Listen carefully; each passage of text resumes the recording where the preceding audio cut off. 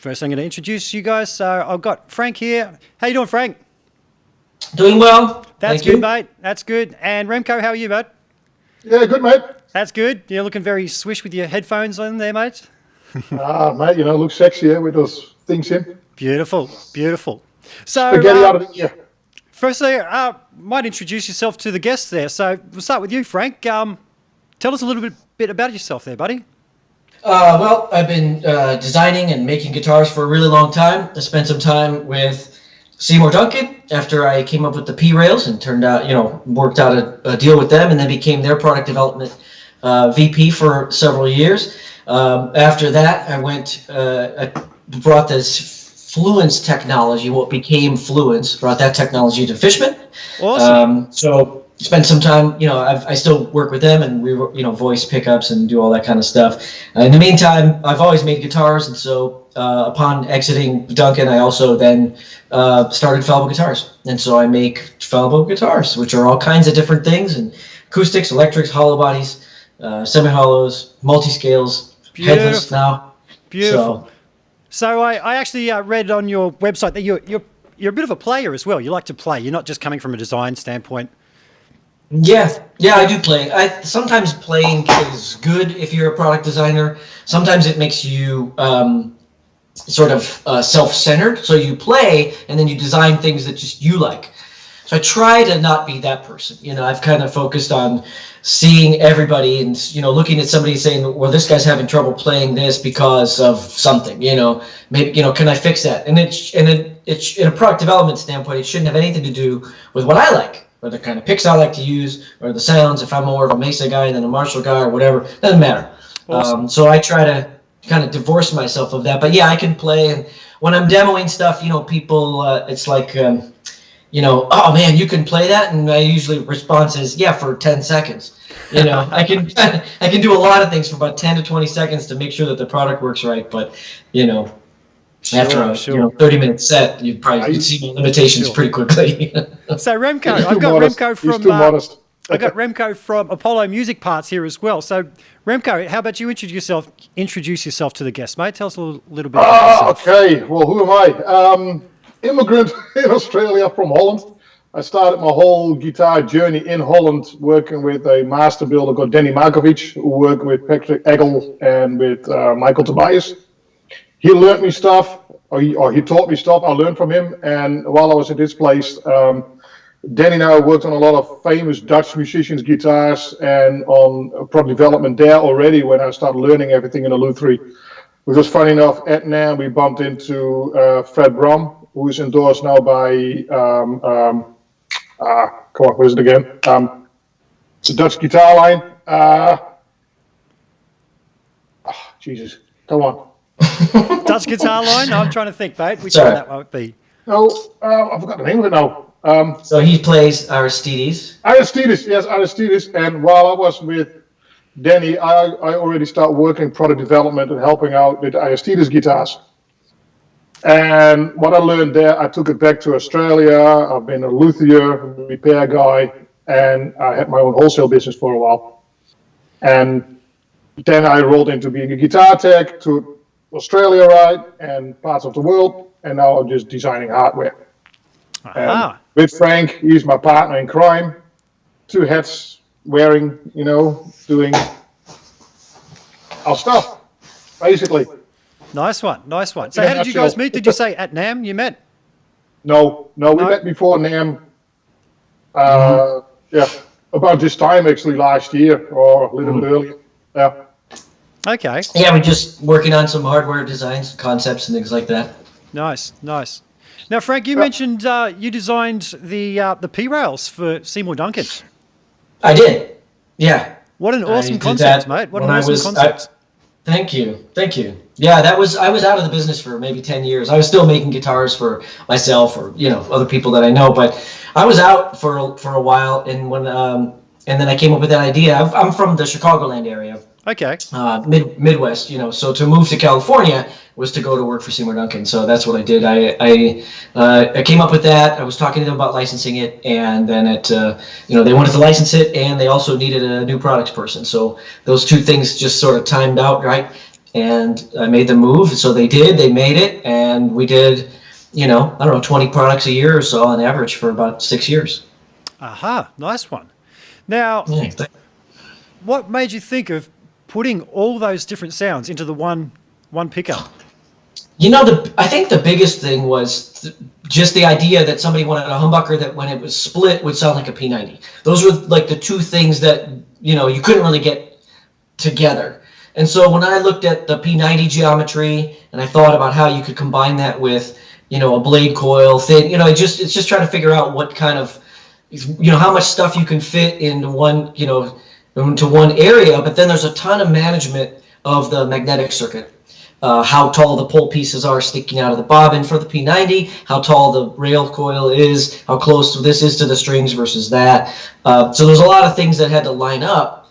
But once they did, I started making some prototypes, and then I sent some to Duncan. And so then eventually they sent me some parts to make prototypes using their specific bobbins and things like that. And so all that happened before I flew out. But eventually, it came about. But so then the other sounds that are available in there, they're kind of a byproduct. So the main design was to get the P90 accurate as best it could be inside of a humbucker shell, because you have a size limitation. Okay. So the ideal P90 that would still fit in a humbucker shell, and then everything else is sort of birthed out of that. Nice one. I got to admit, I'm actually quite a late convert to the sound of the P90. It's only been in recent times that I've actually got to try them and gone, oh man, there's that sound I've been looking for that has that extra drive over a single coil without the wimpiness, but still retains the sound of the wood of the guitar. To me, anyway. When I listen to humbucking pickups, that's more, and correct me if you hear it differently, but a humbucking pickup, you're hearing more of the amp. Whereas to me, a single coil is getting the sound of the wood of the guitar, but it just needed that more strength. Yeah, to some extent. Some of it has to do with the string window. So when you have a two coil humbucker, you're listening to the string at two different points, and so it could be argued that when I have a single coil and I have one main source, one main point where I'm looking at the strings, there's a little bit less comb filtering. There's a little bit more purity. Now, it's still going to have its sonic character, whether it sounds really mid-rangey or a little trebly or whatever. But to imply that you hear more of what the guitar is constructed of by listening to a smaller window, or let's call it a unified string window without, differing information, could be accurate. So yeah, I did say wood. I have no problem with your statement. I don't necessarily mean the wood, but I'm hearing more of the guitar is what I mean. Yeah. No, I absolutely understand. Yeah. So a humbucker puts the two, wider string window. Now it's a little more sound of the pickup. It can be just a little more of that, right? Yep. Because it's making a sound out of these two coils across the larger string window. Sure. So Frank, at what age did you start tinkering with all this kind of stuff? I started playing when I was 8, and I probably started taking guitars apart when I was 12 or somewhere in that range. And so I took stuff apart and tried to figure out how it worked. So take it apart, put it back together. I did a fret level, my first fret level when I was 13. Wow. And just my head was always in things like the Stuart McDonald catalog, looking at tools, and the tool would say, when you do this to a guitar, this tool will make this easier. And then a light bulb would go off. I'd say, oh, that's how they would do that. That's how you get a fret out. That's how you level it. That's how you crown it. That's how you do this. So, because there weren't as many, of course, there wasn't YouTube, so there also weren't as many resources. I read a couple of books, did what I could learn that way. But I was always bitten by the bug, so I was always into music and guitar. So by the time I'm 15, I was making guitars, and by the time I was out of high school, I had made them in the wood shop, and it just, I don't know, but it's been a love affair ever since. Sure. And do you have a preference between the woodworking side of things or working with the electronics? Is it just a big package? Both. They both fascinate me. The 6 years I spent with Seymour Duncan, obviously I was a little bit more focused on the electronics and pedals and things like that. But I don't. I would probably be sad if I were forced into one and had to never do the other. But no, I like them both. Okay. And how about you, Remco? When did you start out toying with all this kind of stuff, mate? A little bit older than Frank, probably. When I was in my 19, 20 years old, I wanted to play guitar, but I had no musical bone in my body. Still not. But there was this music store in my hometown in Enschede, and they had like a big window of guitars. And every Thursday night, I would be on my push bike going to rugby training, and it was like my stop just to drool at the window. And it was just beautiful stuff in there. So one day, I just walked in, bought a guitar, and then I was like, and now I need lessons. So I looked up, found a guitar teacher, went there, and he taught me something. And that guitar was just incredible to play. It was like an action. You can fly a jumbo jet under it. And I was like, my fingers are bleeding. This should not be, I saw videos of guys like Satriani and Fi playing all those necks and Eddie Van Halen. And I go, well, it can't be that difficult, So as what Frank did, I started to go to my dad's garage and take the tools out and, there's a little screw here. What does that do? Oh, that lowers this. And if I do that, then we'll do that. Then I did my first guitar setup, went to my guitar teacher and he said, it's just good. He started playing it. Oh, man, this is fantastic. Where did you go to? Dad's garage. And he asked me which music store that was. I said, no, it's my dad's garage. It's a good name for a store, though. Well, it is. Not in Holland, though. But that's how I started with twinkling with guitars and, moving around. And, from there on, one thing came to another. Started to get interested in design. That's how I moved around in Holland, and I went to Amsterdam to Danny and started learning from him, which was basically, it should be a guitar building course where you sit in with the guy, you get a chunk of wood, design and build your guitar, but it turns into way too more than that. We became friends. As people know, if I'm around in a room and we got something to talk about when I'm passionate about, I can talk for hours. And you do like to talk, mate. You do like to talk. I can vouch for that. Well, if I got a subject that interests me, then yes. And so with Danny, it was sitting around talking, and it's like, it's about we put the machine on and do something. Oh shit, it's already 12 o'clock at midnight. Let's go home. Another day wasted. But that's how we actually started talking about, guitar design and hardware and wouldn't it be cool if this or if that. And all these ideas and all this talking, what I did then with Danny, all became hardware parts of ideas that we've got now. Or what I came up with now, and it's the same with Frank. Frank came up with ideas and I put them all in there. So all this thought process of, 20 years of noodling and talking about guitar stuff all comes out now, when I've got the abilities to do this. Yep. So that is, Frank is a guitar nerd. He's the biggest guitar nerd out of all of us, I think. And then, it's just bitten by the bug. Sure. So guys, we talked a bit about your past there. Where are you guys at now? Frank, where are you set up now? What are you working on now? So I have Falbo guitars, and I still work with Fishman. So those are the two main things. So Fishman, new pickups, everything that we're, all the R&D that we're working on over there, as well as my guitars. So in my guitar line, I'm still producing the acoustics. I still make my hollow bodies, and I make solid bodies now that are kind of live in that Les Paul Jr. type of area. I also make multi-scale guitars, ergonomic style guitars, headless guitars. So really all the way from acoustic, through what I would probably describe as cutting edge when it comes to the, whether it's the pickups, the hardware, the headless and the headed, the ergonomic shapes and things like that. And so, it's all, sometimes I design stuff just because I want to see it come to fruition. Other times I'll have customers come to me and say, hey, can you do this? And so that's when I had customer, can you make a headless? Can you do that? Can you do this ergonomic guitar? What would you do if you were gonna make a multi-scale, and how would you do it? So it's all of those.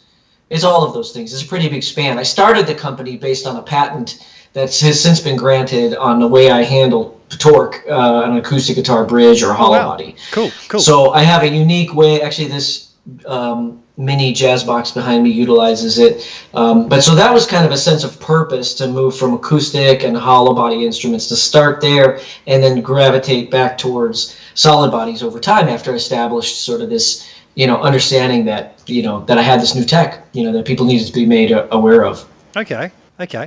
Now, you mentioned the multi-scale instruments earlier, and there's been a big, it's become very popular, I've noticed, when I went to the Melbourne Guitar Show recently. And I got to try one for the first time recently.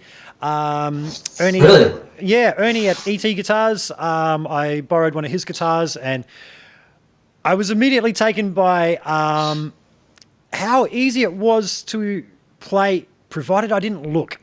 As soon as I looked down, I was gone. I was like, this is too weird. But if I looked away, there was no adjustment really needed. Now, what advantages for people who don't know what a multi-scale guitar is? They may have seen the fanned frets. Can you explain to us some of the advantages of playing a multi-scale instrument? Absolutely. I became friends actually with Ralph Novak, the inventor, back in the early 90s when I was in the industry for the first time.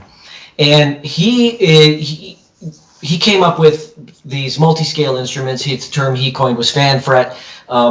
But everything he did seemed to center around the 12th fret, and then he fanned everything out from there. That made it feel a little bit stretchy down by the 1st, 2nd, and 3rd fret by comparison to how it felt up towards the top. He also had a patent on it. So for a very long time, there was only him and maybe 1 or 2 other people who were doing it because they were the only ones willing to pay his license fees, which were very high. And so it wasn't until years later, he was ahead of his time, but also his patent expired, so people started doing it because, just like Floyd Rose, people will make a locking tremolo now. They didn't make one before because they would be sued by Floyd Rose. So these patents, they live for a while, they expired. His idea was the bass strings should be longer, the treble strings should be shorter. They're easier to bend, but they also sound better when they're shorter. If you think of a piano, it's got teeny little strings for the high ones and really long ones for the bass. You can think violin, viola, cello, string bass. So it's a better sound when you have a longer scale for lower notes because the longer string can be pulled tighter, and it does a better job of producing those sine waves, right? Okay. And making those vibrations. And so what the current crop has sort of done is also played around with which fret was going to be straight. So for me, it's like the 8th fret. Sometimes I've done the 7th on an acoustic because there's less fretboard up top. There's only 20 frets. So 7, 8, 9. Some guys doing 9. If you get the straight fret there, then by the time you get to that 1st fret, it's not as fanned. And then you can compensate a little bit easier when it gets more fanned up into the 20s, to 20-something frets. So that's just kind of an adaptation, right? Once this thing went open source, you had people doing some different things about it. But even back then, that was my thought too, because I played Ralph's guitars, like I said, at NAMM in 90, whatever it was, 92, 94. And if you don't think about it, you're okay. If you think too hard about it and you look too close at it, then you might get tripped up a little bit. Okay. So you mentioned about it going open source. Now, the whole mathematics behind getting the scale length right for each one, is that something that is shared amongst everybody, or have you come up with your own formulas for that? How do you work that? It's very basic math. You can basically draw one scale along the treble side, draw your other scale along the bass side, line them up, and connect the dots, and you've got your fret, lines. There's other software out there where you just type in all of your information, and it'll spit out a DXF file so that you can import that into your stuff. And it's not perfect at that moment. I'm still making a lot of modifications to the geometry, to the stuff once I bring it into my program. There's a lot of little tweaks I do to make it exactly how I want it. But essentially, the math is pretty simple. Yeah, if you started with a CAD file of two different scale lengths and you lined them up just right, like I said, you could connect the dots. There are some theories that want to see this all emanate from like one point, and they're thinking of it as like this, essentially it works out to be almost kind of the same, but that just dictates which scales you'd combine with one another and what have you, because otherwise, if you combine two disparate scale lengths, they might not all converge at one point. They may come across and then start to intersect, and I mean off in the distance, right? Sure. So I don't mess around with any of that stuff. I don't care what these lines would look like as they exit. Yep. The fingerboard, you just have a scale down one and a scale down the other side. It is radiused, so sometimes you take that into consideration. But essentially, each string is going to just be now on its in between scale length, sure, wherever that is. But it's going to intonate right, so long as the frets were in the right place. On both ends. It's very hard to do with a handsaw. It's very hard to do with a miter, saw. So the people who make their fret slots more manually, or even on a table saw where they come across, with an indexer, they can't really do it. You really you should be cutting these fret slots into CNC. Okay. So that you get the accuracy. But I've heard of people doing it by hand as well. So. Oh yeah, I've seen people making jigs. It's incredible to do that. Yeah. So we all know that Brian May built his Red Special guitar with his father when he was a kid. And now that's a peculiar scale length. I can't tell you off the top of my head exactly what that scale length is. But I'm sure Remco knows, but Frank, you probably don't know. I spent a few years impersonating Brian May in an international touring Queen tribute act. And one thing that got me about playing his Red Special style guitar was the fact that was the only guitar I could play. Was it We Will Rock You? Yeah. And do that A chord up high and have the intonation right. Any other guitar would just sound really weird. So everyone knows that Brian is astrophysicist and a very cluey man. So him and his dad worked out the mathematics behind his particular scale length and really got that right. So it's basically just a mathematic calculation to get your fret spacing. Sure.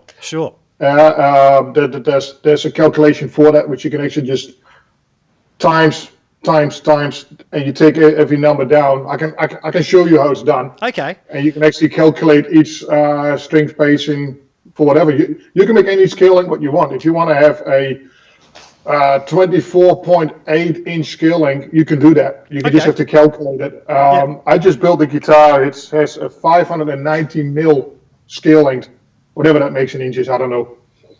It's got 22 frets on it, and you just calculate it. You just put the length of the total length for the nut and the bridge in there. Yep.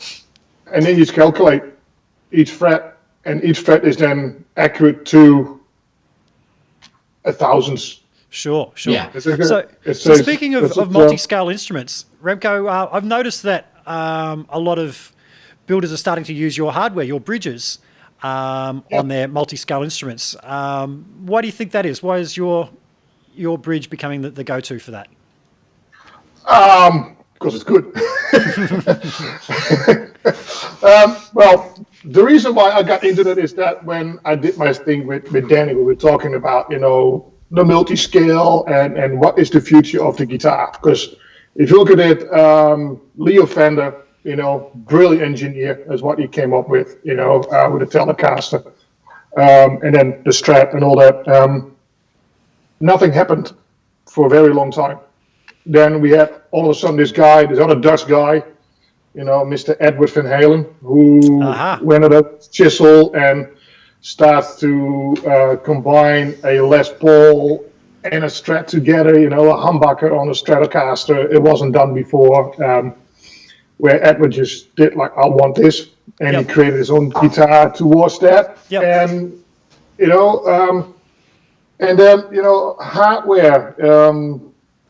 For instance, this is our finished mono tuning bridge. It came from this. Okay. That was the very first design of what I made. Doesn't look at all of what we've got now. It's evolution. Okay. You've never seen it, Frank, I think. No, that one. Now, so, it came from a point where, I bought myself a CNC machine 5 years ago, and I did not have a clue how to make designs. I knew how to design a guitar on paper, but not in 3D. So I had to self-learn, which I did. And from there came on designing hardware. Because I thought, well, if I can design a guitar, let's tinkle out with hardware. And being a guitar nerd, I just surfed the net and find information and all this. And there was this company from Japan who already had like a similar style of headless bridge like this. And I just used my imagination, started designing it. And now all our parts are made out of brass. Now, brass is a very good responder for frequency, which a guitar needs frequency, it needs vibration. Sure. We had a very interesting little shootout a year or two ago, didn't we, Remco, where you wanted me to do a video showcasing sustainer blocks. Sustainer, and we thought, well, the rumor is that brass gives you all this magic sustain, right? And that's what we're expecting. I can remember saying, mate, I'll do the video, you do the hard work here, mate. You pull the guitar apart and do all that. And we did a bit of a test, and we were actually pretty surprised, weren't we, at the outcome that it didn't change really that much. It having your normal sustainer block, and it was all on an Ibanez Tremolo. Yeah, and the actual the sustain wasn't affected, but the tone definitely was. Yeah, that was immediate. It was like, okay, so the sustain was exactly the same, but holy crap, how's the tone difference? So that brass really did soak up. That's what it's always, brass, it's got a different frequency in how it responds than stainless steel or your casted alloys. Yep. And that's why I decided to go with brass. Sure. For instance, Strandberg or the Strandberg had this vision, I want to build a lightweight guitar. Okay. Mm-hmm. So that's why he decided to go with air-grade aluminum, or aluminium, however you pronounce it. Sure. Frank always corrects me on it. No. I don't know what you're talking about. Well, we got three guys with funny accents right now. I'm always stuck with aluminum because of the lightweight. Now, brass is heavier than aluminum. Sure. So it gives a different tone. I don't want to go completely lightweight. I want to go for tone. Yeah. The key thing, I think the key thing is application. So, like this is a wraparound tailpiece that I use on something. It happens to be aluminum. It happens to be lightweight. However, in this one, the strings attach it to a block that's in the body. Something completely different. It's a different design. It's kind of based on the torque management stuff that I was talking about earlier.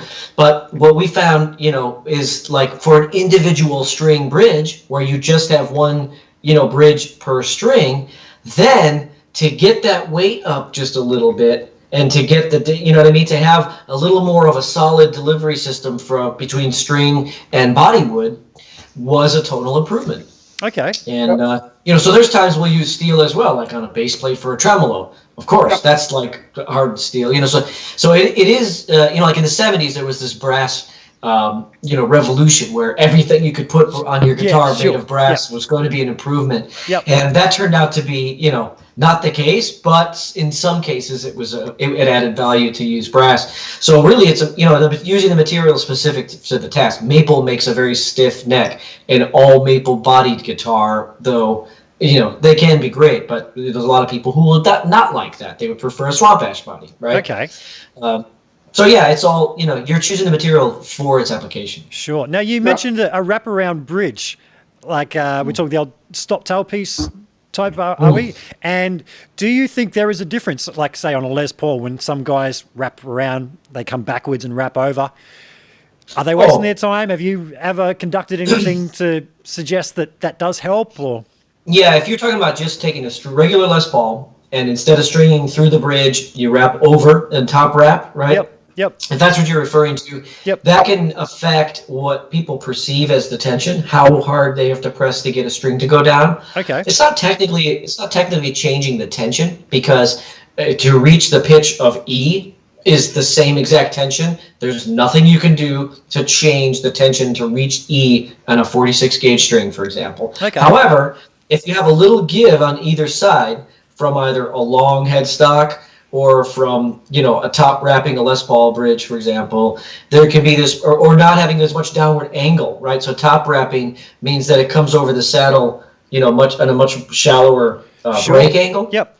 So that can affect sort of the perceived grip, you know, what it takes to grip that note and get a little bend going, or to squeeze it to the fingerboard. As far as the tonality, you know, that's a spider web, you know, because I do things where I'm managing and balancing torque on how the vibrations will enter the body and sort of create a feedback loop with the guitar, you know, with the string, between the strings and the body, or the top of a hollow body guitar, for example. And so, yeah, there's going to be some difference, even on, you know, on a Les Paul top wrapping it in tonality, but it's probably down in that noise floor, you know, where the majority of the people, if they top wrap, they're going to do so because of the feel. They're not going to top wrap necessarily because the sound is some magical sound. Okay. Yep. Interesting. I'm not really a Gibson kind of guy. I'm more of the Fender kind of guy. So I don't have guitars around to try it out for myself. But I read a lot of people, a lot of forum guys, you know, swearing that, it changes the tone and stuff. And yeah. I'm sorry. Did you just say there's a lot of forum and internet people that are arguing about different concepts? That's where have I been? Unheard of forums. Are you kidding? Yeah. Oh man. What did you know? Oh man. Now, so talking about tone and talking electric guitars, not acoustic guitars, Tonewood. Yeah. I was very surprised at the Melbourne Guitar Show recently, where I went and played a guitar that was made out of all aluminium.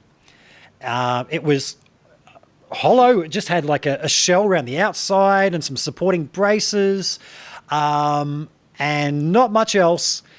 And it sounded great. It sounded great. So that got me thinking, Tonewood, okay. So not talking acoustic guitars, because Frank, you did say you do build acoustic guitars as well, and I'm sure, well, I know that the wood does affect that. But what do you guys take on Tonewood in electric guitars? Who's taking it first? Well, I will take first, because then you can... No, yeah, I will skewer. I will absolutely tear to shreds whatever you say. Exactly, that's what I mean. Tonewood. It's you can build a guitar out of any kind of stable wood or material. And you can build it out of aluminium, is what you said. Aristides guitars is not wood. They sound brilliant. Flexwood guitars is spruce, fibers tearing apart, mold injected with a resin, and wood fibers. Brilliant guitars. There are guitar bodies made out of acrylic. They weigh a ton. They sound brilliant. And then you can have guitars built out of all kinds of different woods, which are called Tonewood. It's a sales pitch. That's the way I see it. You got good wood and bad wood. You know, I'm not going to go to IKEA and take a shelf there and glue it together and build a guitar out of it. It will not work because it's not stable. But if I got a stable piece of wood which has been dried and does not warp or bend, or, you know, just a good piece of wood, I can build a guitar out of it. That's what you said with Brian May. You know, it was a mantelpiece out of some old oak, apparently.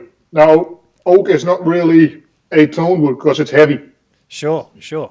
But Brian May makes it sound good. Mate, I think Brian's the kind of player, though, that he could take anything and just make it good. Well, but that's with all the big guitar players, you know. Yep. Our good friend in Australia, Phil Emanuel, you know, you and I both know him very well. I didn't know him that well. I crossed paths with him a few times. I've got friends that know him very well. Yep. I thought you did. Well, Phil Emanuel, you know, I think he's the best guitar player in the world. It doesn't matter what kind of a guitar you give it. Sure. It will sound like Phil. And it will be the same if you would get Steve Vai, Steve Lukather, Joe Satriani, whatever. They sound like them regardless of any guitar they play or any gear they play over. Sure. I mean, a classic for that is Eddie Van Halen. We mentioned Eddie Van Halen earlier. when he was using the Steinberger on the 5150 era, guitar essentially made of, what was it, plastic or carbon fiber. And I didn't listen to those particular songs and go, oh, his tone's different, is it? That didn't jump out at me. But having said that, I do have other guitars that sound different, and I don't know. I'd like to conduct some tests myself.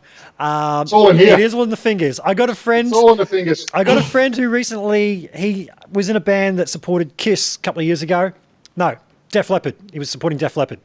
And he said that after they did their support act, Vivian Campbell stuck his head into the dressing room and said to him, hey, man, your tone was amazing. I was going to ask you what you were using, but we all know tone's in the fingers, and then sort of walked off cheekily.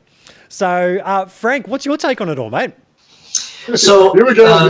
Here we go. I'll go. Yeah, we're basically saying the same thing, except everything Remco said was wrong.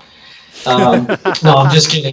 So the string is attached on either end to what it's attached to, okay? And pickups here, and this is, so part of what I'm going to say to you is based on all this R&D that I've done in pickups. Sure. Because people say, well, you can get any guitar, and as long as you put in a certain pickup or whatever, it's going to sound like the pickup. Well, I've done extensive R&D testing on pickups to know that when I move this pickup from this instrument to that instrument, I now know, I can tell you what's different. And it's the same pickup. Yep. And so we actually took a lot of painstaking care to build guitars that were made not only from the same wood, but the same tree, literally the same board. So you had body, neck. So we'd have to, we made 2, 3, 4 guitars that were the same to one another. They were brothers, sisters to one another, same tree, so that we could minimize the difference between the wood when we were testing pickups, so that we could A/B things back and forth. At Fishman, we use a lot of shuttle guitars where you just pull the pickup out, put the new one in, and you're listening to the, you're A/B testing in a matter of seconds at that point. Sure. But the string is extremely sensitive, and I'll go back to what you guys both said because it's very important. The string is so sensitive that it can tell the DNA of its user, meaning how sensitive must a string be, and the string giving the information to a pickup, how sensitive does that thing have to be in order to be able to tell whether or not it's got Stevie Ray Vaughan bending the note on the other side of it, or whether it's got Eddie Van Halen bending the note. Sure. So these strings, if you can really see what a string is doing and all the harmonic content, it's incredible. It's like, it's like looking at a strand of DNA for the first time. There's so much information there. And yes, it has to have a pickup that translates the information. The pickup is a filter, the volume control's a filter, the pedal's a filter, the amp's a filter, everything is a filter. But I can take, because you talked about studies, people have done all these tests where they're like, look, here's mahogany, here's a swamp ash, you can't even tell the difference, come on. But if I was taking, because I've had to do this for artists, right? Sure. If I was taking a guitar that was made of swamp ash, and then I took the same or similar guitar that happened to be made out of mahogany, I could play them in front of an amplifier in such a way as to sort of exacerbate the differences. Okay. So I could show you, I could say, see, with the mahogany one, I can get it to do this, and have something happen. And then I could say, the swamp ash one, when I do the same thing, it doesn't do that, but I do get a nice thing with the pick attack or something like that. Okay. Yep. And so you have to kind of be able to play the instrument in order to figure out, right? And so a good experiment needs to define its deltas, but you also have to, like I said, exacerbate the deltas. You have to create an experiment that shows the difference. So I'll tell you why the differences are now becoming minimized.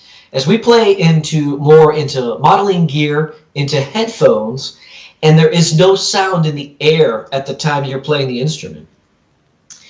There's now, what you've done is you've taken away the sound pressure level, the SPL.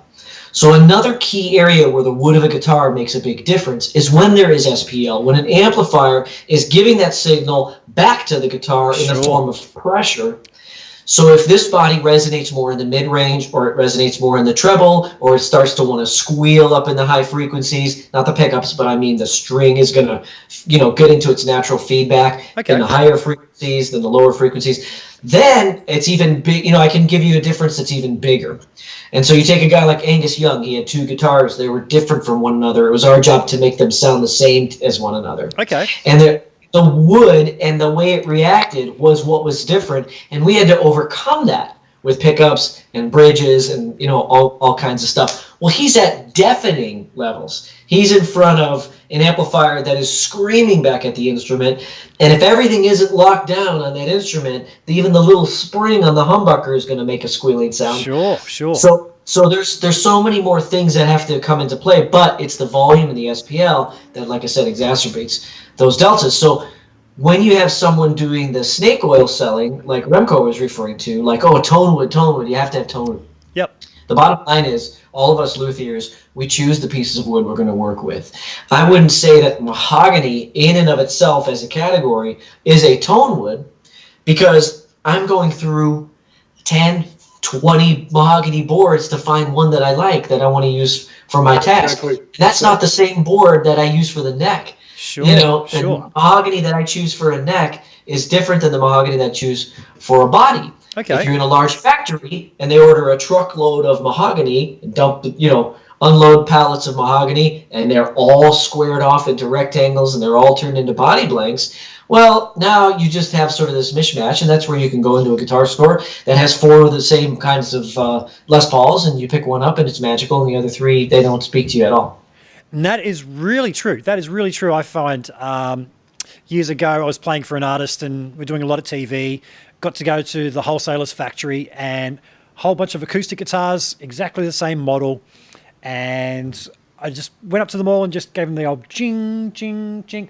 That just sang. And yeah, very much so with acoustics. And Frank, you say that you work with acoustic guitars too, so I'm sure you're going to really have experienced that before. Yeah, and there's 1,000 other variables that could contribute to why that one guitar was magical and the other ones were not. Anything, bracing, thickness, and this, and somebody sanded this or overcarved this or whatever. Yep. So you wouldn't just say it was the spruce tree that was the responsible. But you're correct. I mean, we've all done it. We've all played these guitars where we go, man, this one doesn't do anything for me. Sure. And so if that's really the case, what are you going to say? Well, it was just the pickups, because pickups here magnetically, and the guitar wood doesn't mean anything. Yep. If the wood didn't mean anything, you could make a guitar out of rubber, and it would sound the same. Well, it won't. It'll go boom, boom, boom. Sure. So somewhere between No rubber... vibration.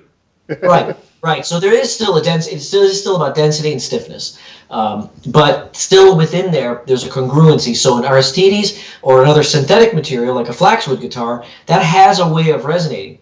Okay. However, if I have tubes, if I have wood grain, basically I have a tubular grain structure. I'm sorry, it's just it will resonate differently, and it'll resonate at different frequencies, and it'll have different comb filtering effects. So that's not a slag on anything by somebody like Aristides or even Steinberger with the graphite. That's not a negative to that, because that develops is a consistency, and it's something that's repeatable. So I still applaud that as well. But if I wanted to make a vintage Strat sounding guitar, I simply won't choose Arium, to do so. Doesn't mean their Strat with 3 single coils doesn't sound amazing. Yep. It's just that we now are accustomed to these sounds that are from 1957, 1963, 1952. We become accustomed to those things, and so it can be difficult to synthesize those sounds out of a different recipe. Sure. Yeah. Now, speaking of vintage guitars, I had a 1952 Telecaster here recently. And if anybody hasn't seen my interview with studio legend Louis Shelton, I sprung that on him because he said his first guitar was a 52 Tele. The first thing anybody notices about that guitar is how light it is. It is just incredibly light. I'm not sure if the ash has dried out over the years. But it has light. Yeah, so it could what be happens in there with resonance is the cell structure of the timber. Yeah. Cell. You got like a little hexagon. You got the cell walls there, and it's filled up with resin. Yep. And over time, the resin starts to dry out, and because you play it, the resin starts to crumble, and you get like exaggerated like a honeycomb. Okay. That's the timber. Yep. And that gives that light feeling, the resonance, the feel of that guitar. Okay. That's only because the guitar has been played for so long that you get that resonance in there. When I was in Amsterdam, for example, and I was working for Danny, there was this scientist there, and I'm not sure if the whole science works out, is that on a violin, it's a non-fretted instrument, so you got to slide to the note Okay. to get that note there. And he said, if there's a violin there, you could have a dead spot Okay. on the neck. And he said that he could bring that dead spot to life again by just saying that was a certain note. He would impregnate that note for a couple of hours into that specific part of the wood. Okay. And the note will be back there again. Now, I've never seen it happening. Interesting. But if you look at it, it's going to go like, well, maybe that wood wasn't really dried out or whatever. It's get really weird then. But, Frank had it probably as well in his workshop where you get a guitar coming in there and you do a setup on it and it's just something is not right. And you're going to go like, well, what is it? I've done the setup correct, the strings are right, the height adjustment, everything is right, and it still is that spot there. Yeah, there's so many variables, isn't there? And Frank body mentioned figure, that before. Thicker people, the body will resonate different to it than skinny people. Yeah. Because the vibration of the whole strings will go through the body, back through our body, back into the guitar body, back into the strings, picked up by the guitar pickup. So it's so many variables going on there with just not the wood and the strings and the pickups. Do you guys think that the actual player affects the way the string vibrates? Because when you say that, I've been wearing earplugs for a long time. Since a teenager, my ears still ring like buggery. I did a lot of damage in my teenage years. But when I'm wearing earplugs, when I change my pickup selector, I could be like playing a really loud gig. I hear that clear as day. I hear that of my pickup selector through the bones in my body, the conductivity. Yeah. So do you think different players' makeup, they talk about, tones in the fingers. Do you think different people have a different makeup which affects the way the string vibrates? Absolutely. Or am I speaking out of my ass right here? Water, So if you are a big fat guy, it will sound differently than a very skinny guy because you got more body mass. You're fat, you got more water in your body. It doesn't vibrate. It all mixes up with the vibration of the guitar. It's like if you hold the guitar to your body, you can feel the vibration. If you got like in Australia, our beautiful walls, all the vibro walls. If you put your guitar up to that wall and you strum a string, it works like an amplifier. Absolutely. So I see that wall then as your human body, where you actually put that vibration back into the guitar body, picked up by the strings, because it's a circular move or a wavular move where the tone gets picked up. Yep. Okay. Yeah, and again, a lot of that's still rooted. A lot of that is exacerbated by sound pressure level, right? So if you have an amplifier on and that's coming back at you, but if you've ever seen like Fathead or whatever these things, you screw a little brass thing onto the headstock and it's going to change all this stuff and it's going to change the resonance. It might get rid of a dead spot or something like that. I'm not telling you this because I'm a fan of that product, but I'm telling you that that's just a grip. That's just a density and a grip on the edge of the neck. And so how you're holding, everyone has their sound, that's, and that is part of it. Part of it is the way you actually make the string vibrate. So the pick, the fingers, whatever, with the flesh on the other end. Absolutely. But Remco's not wrong this time. No, I'm just kidding. He's how you're holding, you know what I mean? I can make a note last longer if I grip the guitar a certain way. Sure. I can kind of get it into a little bit more infinite sustain. Yep. If I'm controlling the neck and not letting some of that vibrational energy get lost into the neck. Yep. It's just, I've actually seen I've got friends of mine. I've got a friend who's a bass player, and he also does solo acoustic guitar gigs where he sings. And I can remember him one time saying, "Man, my guitar's just not in tune." And I'd tune it up and I'd play it. I'd go, "It's in tune for me." Yes, I'd it hand it is. back to him, and he'd play an open G chord, and it'd be out of tune. Yep. And I'm just dude, I think you're just gripping it too hard. Right. And I have noticed that when I play, because of the whole equal temperament, the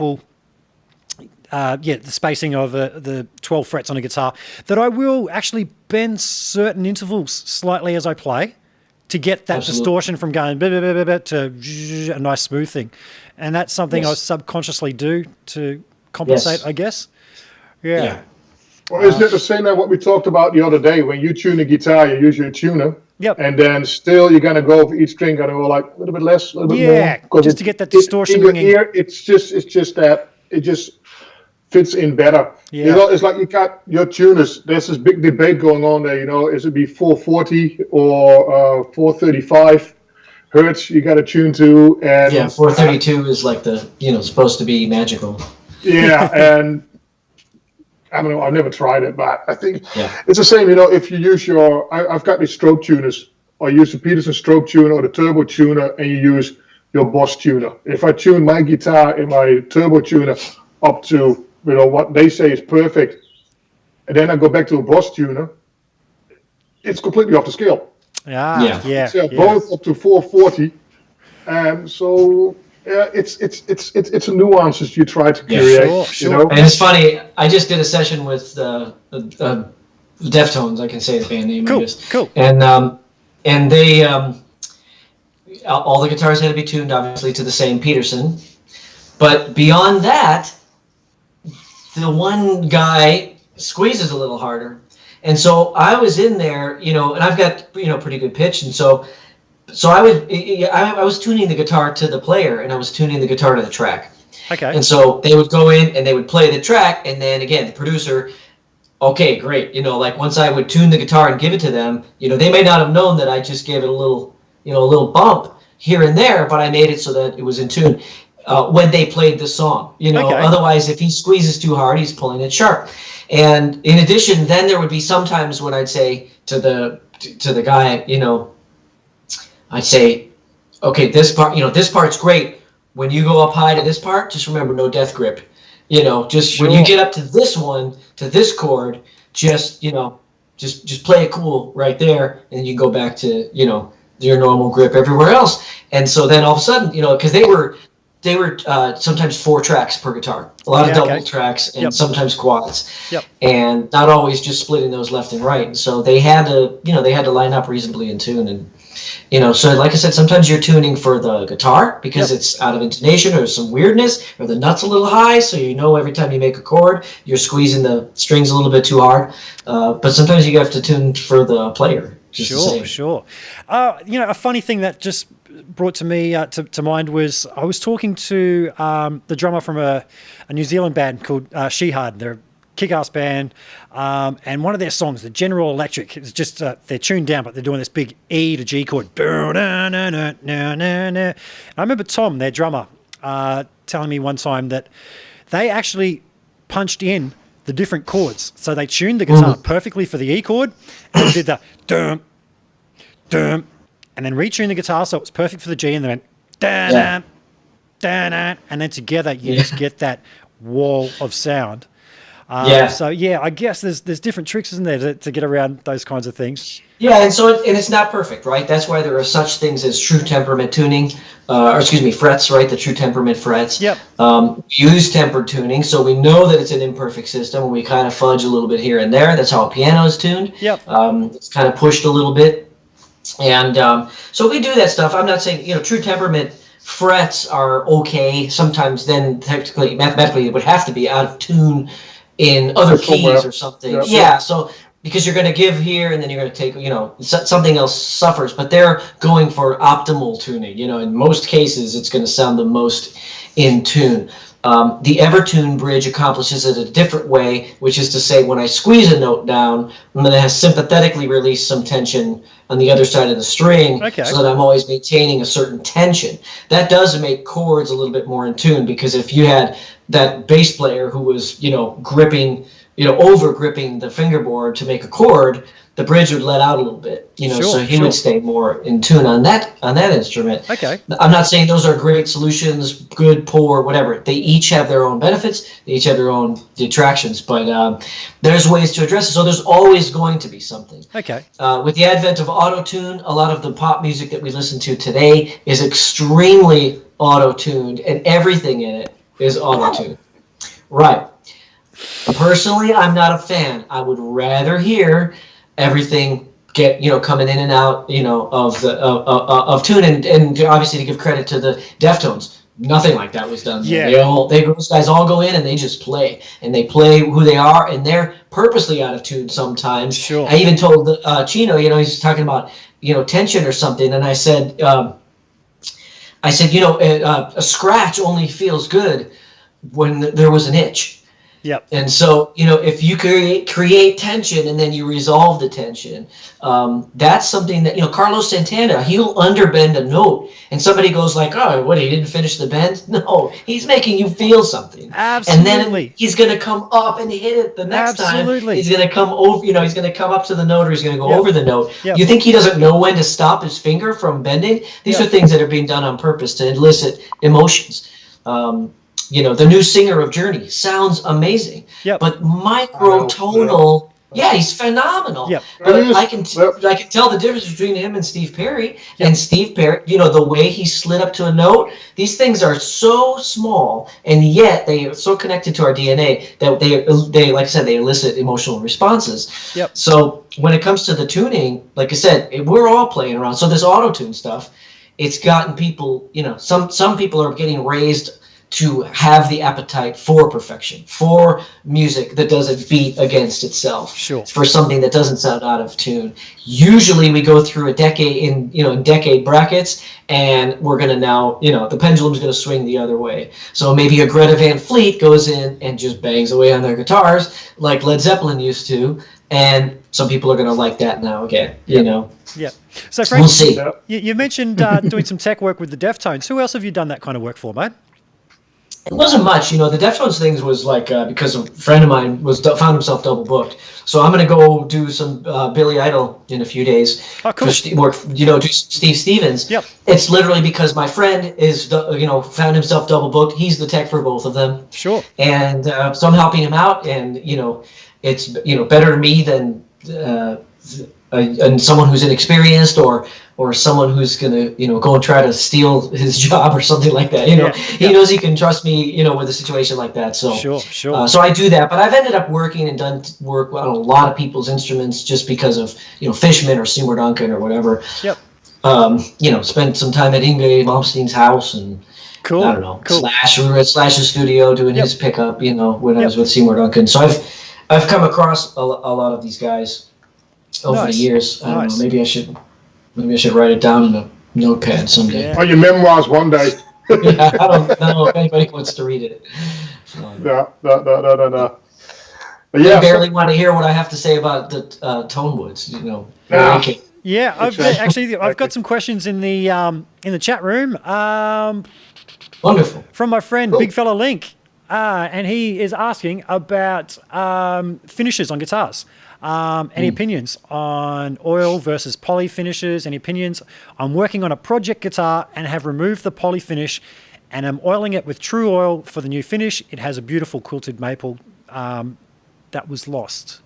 Quilted maple that was lost.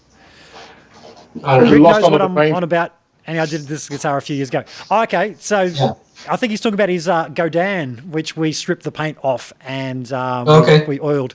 So, do you have any opinions on... True oil is a good finish. He'll like it. It's a polymerized, it's like oil mixed with a little bit of finish, right? Yep. So a little bit of a protective coating, and so it dries differently than like just rubbing linseed oil or tongue oil in the guitar. Thicker, harder finishes versus thinner finishes is similar to what Remco was talking about earlier. How much are you going to grip that guitar? If I'm gonna, am I holding that guitar and kind of stopping it from vibrating, or am I letting it vibrate? People will use the term breathe. It's kind of a silly term. No, the finish doesn't let the wood breathe, or this or that. Breathe. It's not. That's why you put the finish on so it stops breathing. Yeah, exactly. And plus, it's dead. So guess what? It's not breathing. Yeah, it doesn't breathe anymore. So, but what it does, so it's not about the exchange of oxygen or air molecules to and from. Okay. That can affect some of the drying properties that we're talking about with that 1952 Telecaster. Yep. So it's plausible that the drying characteristics of that guitar would have been different if it was caked in 1/8 of an inch or whatever, metric version. Yeah. Sure, but it was if it was encased in a big, big 2-part, catalyzed plastic. I use a lot of poly on my guitars but I use it very thin, right? Sure. So I have developed several finishing methods depending on the wood and what kind of techniques we're looking to get out of the instrument. But I've developed some techniques where I can lay this stuff on pretty thin. And people like nitrocellulose lacquer. Well, on an acoustic guitar, for example, on spruce, if you keep spraying nitrocellulose lacquer, every time you spray it, it softens the coat underneath and it sinks down into the pores of that wood. So technically, a nitrocellulose lacquer finish on a spruce acoustic guitar top, while it may look thin from the top, has actually penetrated into the spruce fibers quite a bit. So for me, on my acoustic guitars, I have a layering process. So I'm putting that wash coat on to get the bond and to condition the surface. But then after that, basically what I'm interested in doing is creating a nice shell, but a very thin one, and then one that isn't going down below in the subsurface. Okay. So the wood now is moving the way the wood would like to move. Awesome. And it sounds more like a guitar that has less paint on it than a nitrocellulose guitar, which might, like I said, look really thin, and you're like, oh, you even wore some of it out around the sound hole. And, it's like, but it's still, it's still soaked into those fibers. So there is some misinformation out there about that. But generally speaking, yes, a really thick plasticky coating on guitar is going to choke it off, and a thinner finish or down to no finish or an oil finish is going to let it vibrate a little bit more. Sure. Great. I hope that answers your question there, Link. Now, I wanted to ask you guys about CNC machines and how that's changed the way you guys work. Have you guys got anything? Let's get this myth out straight away. A CNC machine does not build you a guitar. Sure. So I'm going to let you guys answer that. I'm going to just going to take a little pee break. I'm going to be back in just a second. I drank way too much water. I'll let you guys talk about that, and I'll be back in just 1 sec. You could have said you're getting the water, but that's fine with me. So Remco's right. CNC is. Oh, good. Yeah, good. Get yourself something to drink. You sounded hoarse when you were talking a little bit earlier. So, the CNC machine, it's they can be abused, of course. They can be relied upon. In fact, I was just talking to someone earlier today, Hugh, who is using our hardware, Remco. He's the one that's using our hardware on a guitar he's making for Dweezil, Zappa, that has it combines fretless and fretted. Yes, he's using the individual string bridge. And he was telling to me about a certain guitar maker, factory more style guitar maker, who said he wanted to CNC everything. If there was a screw hole, he wanted the screw hole to be put into the CNC. He said, if I'm going to use the CNC, I want to use it for everything. I barely even want to touch that guitar once it comes off the machine. If that's your philosophy, you're going to get a certain kind of product. I mean, that's just the way it is. You aren't putting in that extra time. It doesn't make the guitar bad. You can just look at little mistakes that the machine makes. Even there, if you got a servicing program, say for a mahogany body, and you got a service program for a piece of ash, the results will be differently because there are two different densities of the wood. Your routing mill will react differently to it. The sharpness of your tool depends on it. So you can't just go like, all right, I've got this piece of maple there, and I'm gonna get my neck profiling tool in it and put it in the machine, and every neck will be the same. Yeah. No, so my philosophy of the CNC is to have the machine do all the stuff that it's good at. Okay. And then you have someone do the things that by hand that are better off being performed by hand. And that's just the way I use it. I have a little bit, it's an older machine, but it's a little more complicated, I think, than the one that Remco's got. I have a few more features and bells and whistles that I can manipulate. Most of the time when I'm running the CNC, I'm actually playing it like an instrument. Like I'm working the feeds and speeds, the RPM, but mostly the feeds at that point. And I'm sort of manipulating it, not just for the wood type, but also as I see it coming up on some end grain or, just certain parts of the wood. Slow it down a little bit, yep. Exactly. It's just like a good mix engineer is going to be playing those faders during the live gig, or the session. They're going to actually be moving things up and down with the music. That's kind of how I'll do it, when it comes to the CNC. And I'll adjust the feed, the RPMs. You can hear if a bit is starting to chatter. Sometimes it's starting to chatter because it's coming up on a section of that wood that's a little bit more dense than the other section. Okay. And so again, you tune it. You can fudge the RPMs up or down just a little bit until that goes away, because it has to do with how fast the machine's moving against the RPMs. And so if you have an RPM that's going with a feed rate, very slow, you burn it. You slow it down too far. Oh, I had a little fires in the workshop when I started to learn about the CNC and how to program it. It's the first time I put a piece of timber on there, and I was like, all right, let's go, press start, and it went yeet, bam. So it went too fast. Luckily, I haven't let you run my machine, so that's good. No, that's good. So I learned from that. And then I was like, okay, I got to slow this down. So I slowed it down at a high RPM with it, slow down, and put it on there. And it was like rubbing sticks and creating, fire. It was fire. So it's like, all right, so I got to speed this up a little bit. And that's how you learn with that. And even then, I've got my machine up for a couple of years. It's still like every time when you use it, it's like, all right, pay attention. What's happening here? Yeah. What the CNC machine does for builders, it gives you abilities that you can't do without the machine. For instance, a fan fretting. Right. You can cut fan frets, easier. It's not perfect because, hey, you're starting with this tool. You're working with a very fine end mill, which is 0.5 mil, so half a mil thick. So you got to go very slowly. It breaks halfway through. You're going to go, bugger, got to go back again. So it's not speed. Accuracy is one of the things you can have with a CNC machine. Finer inlay, crazy inlay. You can do it with a CNC machine, which you can't do. Well, you can, but you got to spend hours with a little saw cutting it all out with a CNC machine. You can just do that. And it's a beautiful art, and I appreciate when someone does inlay that way. I can't spend the time. I have to draw it in the machine, in CAD and run it on the machine. And so, and the other thing is tool paths. There are very many people out there that I've seen programming CNCs. In fact, I've been a consultant for a couple of different guitar companies where I've gone in and redone some of their tool paths, some of their programming. And I watch people, there's it's almost like if you had a prefab mix in Pro Tools.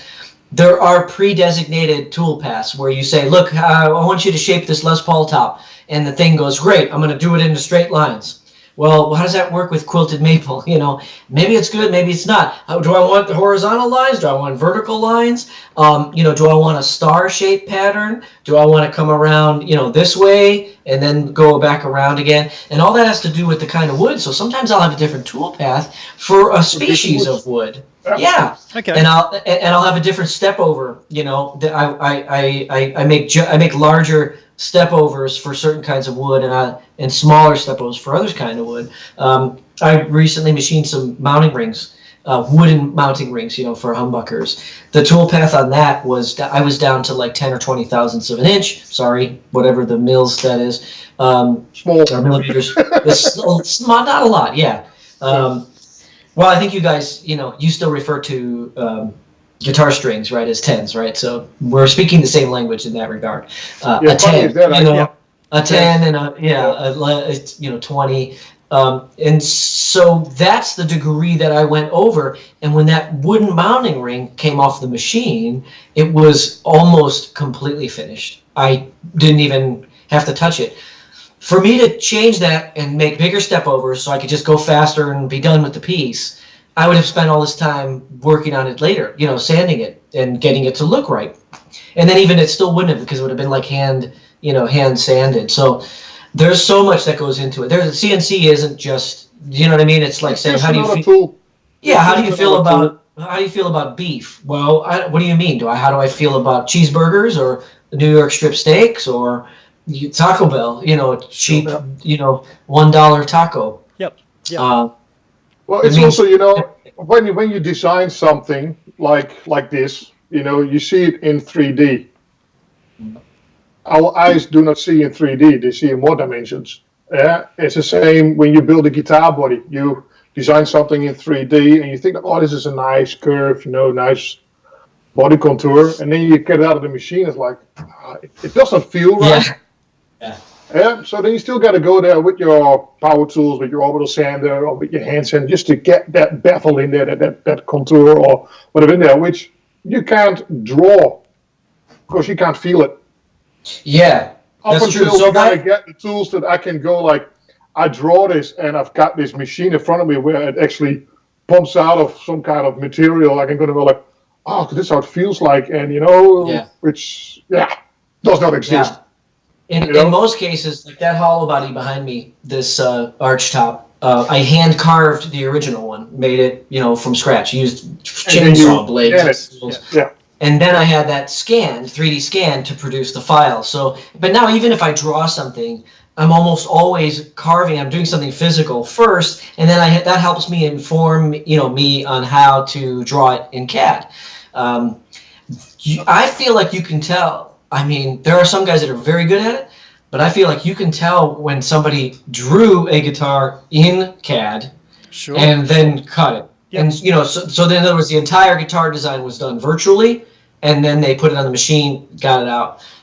There's just, I don't know, sometimes it can lack or an organic nature to it. It's just, the curves just don't flow right. When I'm actually carving, it is. Pinch of this, Pinch of this, pinch of salt, and it's like you've got this guy, this Argentinian chef. I know you've probably seen it on YouTube, who cuts a piece of meat open, and it's like he's having sex on a piece of timber with his soul. And he's making love to the meat, and that's what it is. It's like any luthier who got a passion to build guitars and puts all his soul in there. Does not only use a CNC. You use it as a tool, and then it's like this and that sanding here, and bevel is a little bit more. A neck, even if it comes from a factory, it's not straight away. CNC, bam, there you go. That's the neck. They still got people there. In the factories. They're almost more. Like, if you got a good factory, it's still like the feel. A little bit more here, a little bit more there, and it goes like, and now the neck is good. Yeah, it's a tool, and I love it. Don't get me wrong, I love it. Nice. Now, Frank, the Fishman Fluence pickups. We haven't talked about those. You mentioned that fairly early on, and that's your baby, I believe. I mean, it's Fishman's baby. They have an amazing R&D team there. It is easily one of the best engineering and R&D groups that I've come across, in this field in the music industry. Okay. So when I went there, it was like, what a breath of fresh air. These guys are not afraid to get their hands dirty. They're not afraid of technology. They're not afraid of something that's cutting edge. And so the origin story is that there was an aerospace company that designed these coils. These are the kinds of coils that would be used in satellites or used for microwave technology, antenna, things like that, And it's we ended up with a 48-layer board, but it's basically wafer thin, like cellophane thin layers of PCB, laminated PCB material, each with a precision coil on it, which means that you now have a coil that's, again, these are more ambiguous terms, but it's listening to the strings in a linear fashion. Okay. It has substantially less distributed capacitance. The resonant peak of one of those coils is up, 80 kilohertz, Wow. Well beyond human hearing. Yeah. So this is the cleanest and clearest and best picture we've ever taken of the string. These coils are magic. This is where the magic lies. The aerospace company brought me that technology even, when I was still with Duncan. They said, what do you think? Yep. And they brought me, and they don't even, if Thomas Lingle was watching this, he doesn't even have a problem with me saying they brought me horrible pickups. And said, what about this? They had some samarium cobalt magnets on the top. The return path is very short. They just had, they knew it wasn't a sound, the sound that you'd want to listen to, but they said, we think someone can do something with this. And the truth was, absolutely, I could, And so, at the time, Duncan passed on the technology. I was exiting Duncan anyways. I started Falbo Guitars. I brought the technology to Fishman. We worked on it for a few years, and we came up with Fluence. But it's essentially a coil that is beautiful. The information is much more high definition.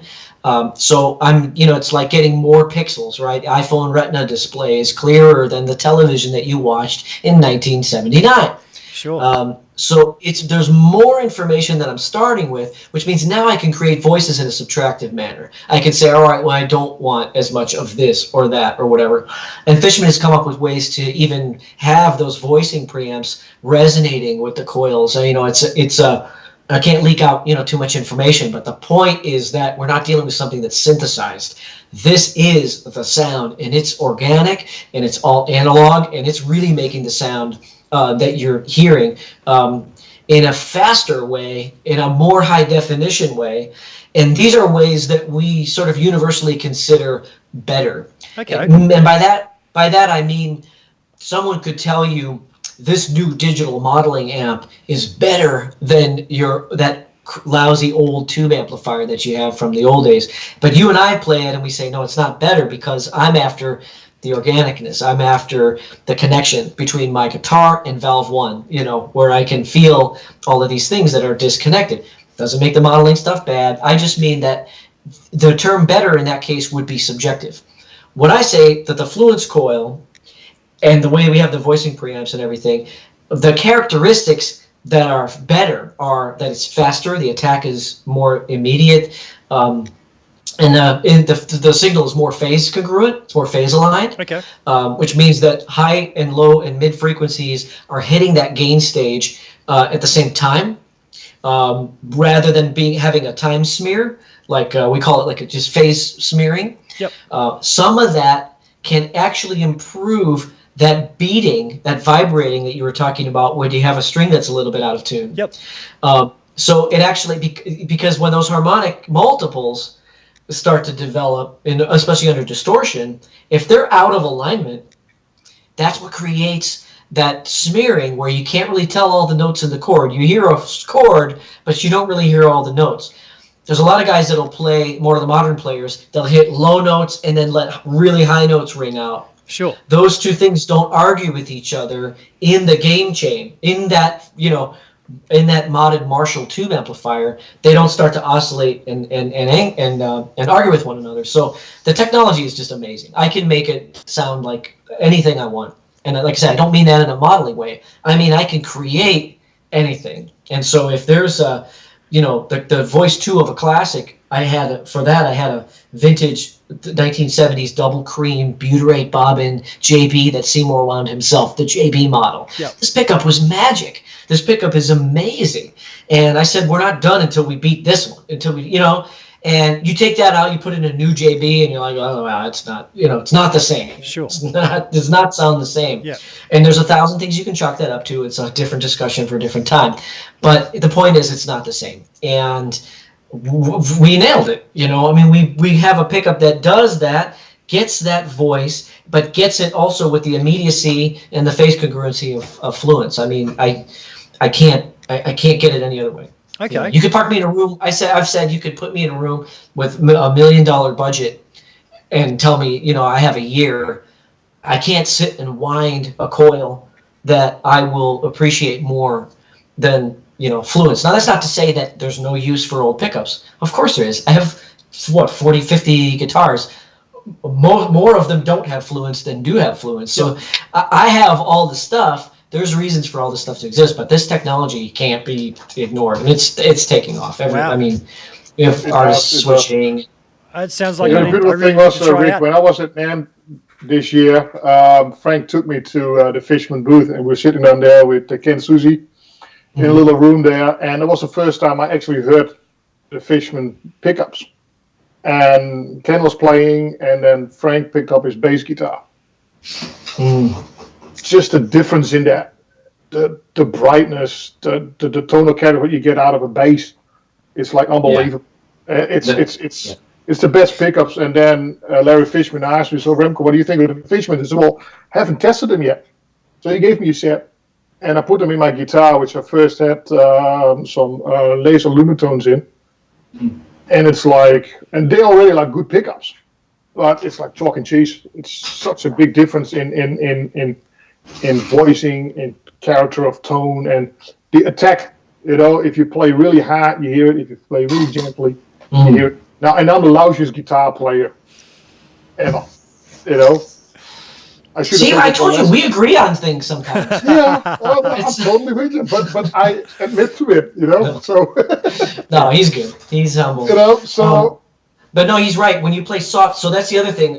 When you play soft and you're not disturbing the magnetic field as much, you know, a typical magnetic pickup, wire wound pickup, it's again that signal starts to degrade. It starts to sound differently when you play soft. So it's not like there's a compressor on with Fluence. It's just that when I play soft, then all of a sudden it's like I ran up and I listened more closely, you know, to what the string was doing. I'm getting more information. The coils are closer to the strings because it's not a big thick coil. But that's the kind of stuff that happens when you bring a coil way down and then way back up again and way down and way back up again.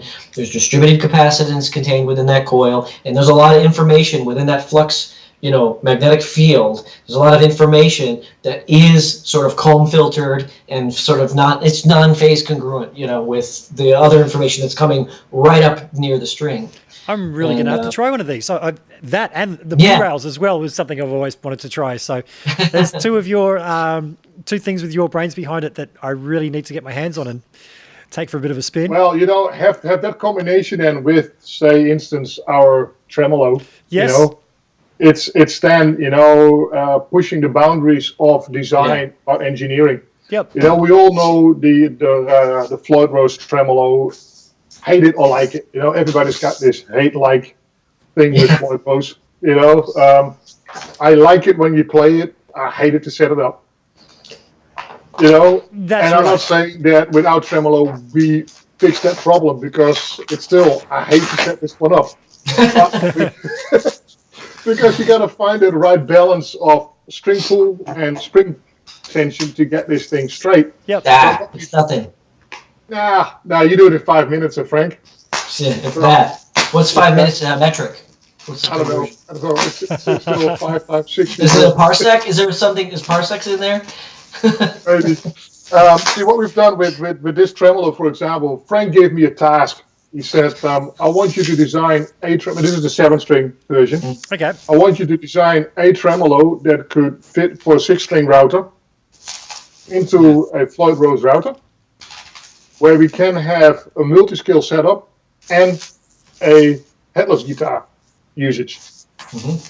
And this is the first prototype that came out of it.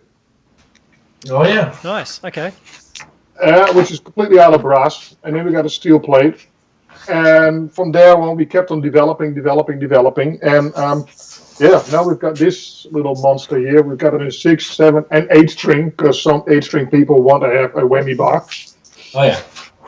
And why not? You know, probably we're going to come up to a 20-string whammy bar where we got like a big crunch to That's where I draw the line. But this whole bridge is designed for frequency vibration.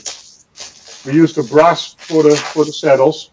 We use a special carbonized steel for the sustainer, or for the tremolo plate. For 2 reasons: it gives a good response with the brass, and for a very sharp, long life knife edge.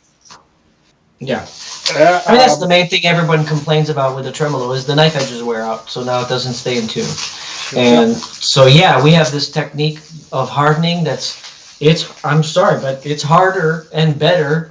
Again, I'll use that term again, right? I use that term sparingly, just so you know, right? So if I say that term, right, it has a certain kind of meaning. So harder and better than the other tremolos that are out there. You know, it produces a stronger, a denser, harder knife edge, at that pivot point where it's going. Well, you're just holding a knife in your hand, and that's like really sharp. I'm opening the 7-string tremolo that I have sitting here. Okay. I was wondering what the rustling was. Yeah. Does it sound like I'm unwrapping candy here? Like a hard. Are you going to start with the squeezing of the popping of the bubbles for us? Get into that. Maybe. Yeah. But the whole reason why I've jumped into that is, Frank did a test, and it was just before NAMM this year. I shipped him the fixed bridge monorail single string bridges, Monorail. which is completely designed out of brass. It has a constant string touch to the body. Yeah, everything is in solid contact. It's solid contact with the body, and Frank had the 8 string right behind his head. I think that's the one, isn't it? Yeah. Yeah, that one. Yeah, had some other brand bridges on it, which I don't know which one you put on there. Yeah. But changed them string by string. It was like all string, new string. It just dropped the whole 5. Yeah, I had a friend here at the same time. I mean, again, they're marketing tropes, right? If I was a marketing guy, I would say all this stuff. It just wouldn't be true, But I would say, oh, bigger, faster, more, this, whatever. But we did it, And I had another luthier friend here. I took each individual bridge off one at a time. I use the same string, so we're not talking about fresh strings. This is what I do. I do product development. So I know how to create tests that will exacerbate the deltas. Each string, loosen it, replace the bridge, put it back on.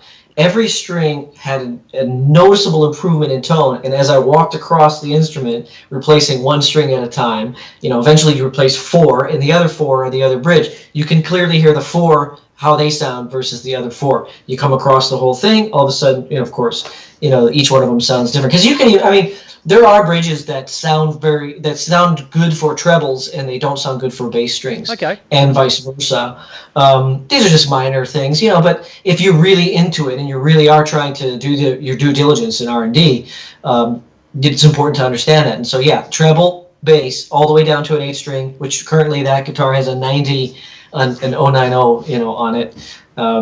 It's that those bridges, they're just an improvement because they make solid contact. It's pretty simple physics, that if I have 2 little Allen bolts that are just pivoting on something, that's a different sound than if I have a giant block and it's resting against, that surface. The transference will be different. There's no, So we decided then for guitar, we've got the bass, for example, and I designed a tremolo version with that, which you've seen at the Melbourne Guitar Show, Rick. Yep. That Ernie built, and that was a prototype. And we always come we make something, we put it to use, and then we're going to go we've got to change something here. Yeah, a couple tweaks. Not work, a couple tweaks here or there, and with that guitar that you saw, for example, at the Melbourne Guitar Show, we found out as soon as we used the tremolo arm, the string would come off the saddle. So if you have too much range, then you go, if you're that person, if you're the guy that, wants to dive it all the way down to hit the instrument, then yeah. But that's more range. What's nice about this tremolo design is it's a 2 fulcrum tremolo. That already is more range and more pitch fluctuation range than you'd have on a 6 screw, for example. So it just depends on the player. If you want to build a guitar around the notion that the tremolo is going to have, this much range, that's one thing. If you want to route it and recess it into the body so it has a bunch of up and down range, then you have to take some of those things into consideration. So like the tremolo that Remco's talking about, there'll be some slight differences in the saddle and the break angle and how all those things, come together. But that's where, Remco said earlier in the program that, 2 heads are better than one. Sure, it's always nice to design stuff with, it's feeding from each other. It's like Frank comes with a crazy idea. I'm going to go yeah, can we do it? Yes. No. Try it. And that's what with this one. I was like, okay, how are we going to do that? And I'm not going to say this is the perfect system. Float Rose came up with an idea, and it's perfect for its usage. It's locked the string right on the saddle, right at the nut. So as long as there is no wear in the strings, and the guitar is set up, that guitar cannot go out of tune. If you leave it there for 10 years, it will still be in tune. The distance is held. Yeah, because it's locked in. Yeah. With ours, we still have a little bit of a wiggle room in here where it goes over the saddle and you tune it backwards. Yeah, lock all it the in. all the multi-scale and headless stuff. I mean, it's based on that premise. It comes across the saddle and it goes back to the fine tuner, and then the fine tuner, Exactly. uh, So, and that's the only way how you can do it. So it's got some limitations in it for usage, if that makes sense. That I would love to have a full locking system like on the float rose, but how do we tune it then? yeah, that right. You Uh, can't do both things at the same if I time. pull a Right? lock it here, then I have to pull the whole saddles Yeah, off the bridge back, yeah, which yeah. then Now the intonation. more. Yeah. So with those things, when Frank gave me that little task, that I was laying, and I get most of my ideas when I'm in bed, when I can't sleep, I'm gonna go like, oh, I do this and blah blah blah, and then all of a sudden I was like, okay, this is how we got to do it because there's no other way. I Yeah, can't lock in the string because if I pull the string backwards, intonation is out of whack, or tuning, intonation, everything is out of whack. So I have to find a way, and that this is the way that I think we got it, and I got it on a few guitars. Stays in tune. You can whammy the crap out of it, and yeah. even me, doing my Steve Vai impersonation or Eddie Van Halen, it still comes back to zero. So Remco, have you delved into any hardware for acoustic guitars? I know Frank mentioned that he also builds acoustic guitars. Is there any way that your technologies, do you think, could translate over to acoustic, or are we talking a completely different kettle of fish there? Uh, Acoustic guitars, the idea that Frank has with his bridge system, parts already made for that. There's nothing for me to change that anymore. It's near perfect. Okay. Thank you. Well, it's because it's a different system in how Yeah. the bridge tension. Well, and work. the thing we talk about the materials that are, choosing materials that are appropriate for each task. So on my acoustic guitars and the hollow bodies, the part that accepts the string ball end is actually not metal at all, and that's on purpose. It's made out of a phenolic material because it has the same temperature coefficient as like the wood, and so I can't put a piece of aluminum in there. One, because I actually don't want the sound of that. I don't want the sound of the strings ball end resting in something that is metallic. I'd rather have it resting in something that was more organic, even though phenolic is mostly, it's resin. But I can't. I also don't want something sweating inside there when you go in from something cold, cold to hot. And so the phenolic goes in there, and it's copacetic, right? It's friendly with the piece of mahogany or spruce or whatever else that I have inside there that's functioning. And I even have other reinforcements that aren't graphite. They're vulcanized fiber, which happens to be another paper-based, product. Which is what they used to make old bobbins from. Yeah, all those like single coil strap pickups and Single tele coil pickups. strap pickups, yeah. That's vulcanized fiber. Okay. So I use a much thinner piece as just a laminate over the top of my secret weapon, that's inside the guitar. But Yeah. but yeah, so there's not really anything where I could say, all right, now that I've got a metals guy, now that I have somebody who can do this kind of awesome stuff, what would I do? Can I leverage it over on the acoustic side? Not necessarily, but doesn't mean never. Doesn't mean maybe one day we come up and gotta go like, hey, I want this, and I gotta go like, yeah, let's go for it. But I've got so many designs already sitting and waiting to come out, and it just all comes down to the dollars and get the sales happening here. There's stuff for Telecasters that I've been working on, and I'm waiting for the prototypes, and I'm waiting for it for a long time. But the company that we work with in China is a fantastic company. I can't say nothing bad about the guy. I love the guy as my own brother. Yeah. Yeah, it's so funny when you talk about like manufacturing. It's like there's where is it made? It's made in Indonesia or China or this or that or the other thing. In China, I've been doing this for a long time. China doesn't, in and of itself, doesn't mean anything. This guy our friend that we work with, is making parts that go into Formula One racers. He's making things that, for the medical In medical part, exactly. Your iPhone came from China. Is that the same thing that your kid's Fisher-Price toy came from factory? No, it's not. And so the fact we know where it's physically located is tertiary to what's actually happening at that factory. And the fact that he wasn't a musical instrument industry guy also, is really very comforting, because again, we can say, okay, here's how you need to do this.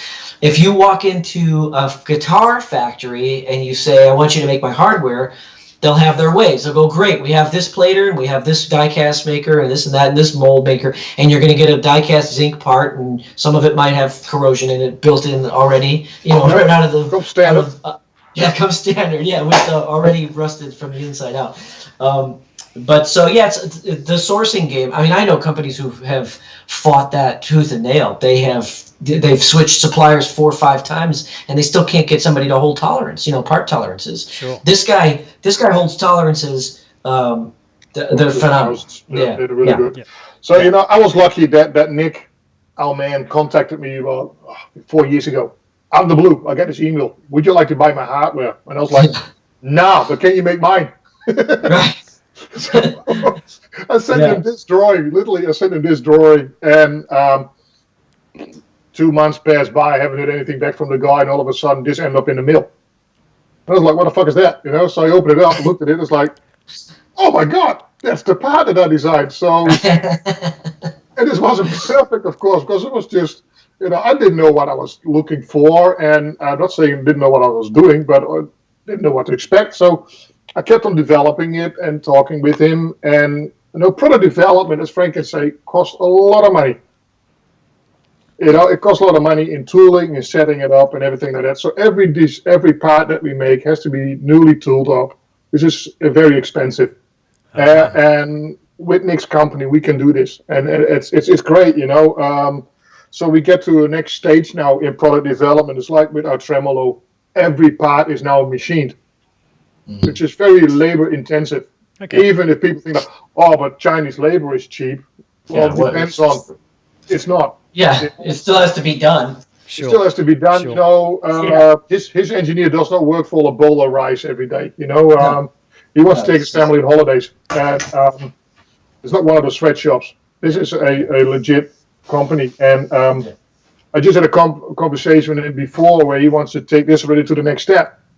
Where I still have to talk with Frank and go like, did we really nail it on the head now? Is it 200% good and not, 99.9 because I'm not satisfied with the 9 with that. Yeah, you don't mind if we shut off the feed before we have our business meeting, do you? Is that okay? I don't think anybody wants to hear that kind of stuff. Everybody wants to hear about it. It's for me. I want to make sure that. What pitch is the thread again? How it's Yeah, exactly. It has to be full on 100%. So we know that once customers get our hardware, there's no issues with it anymore. They're going to go, all right, we nailed everything. We've done all the research, we've done the testing, and here it is. And that's how we can keep on building our parts and getting a bigger catalog. Okay. But it takes time. Yeah. That's the way I've done product development, for my entire career. It's gonna be right. If it's within my control. I mean, there's sometimes when, an engineer puts the wrong capacitor in the thing, and you get the first batch and all of a sudden they're squealing and what the heck is this? Well, I forgot.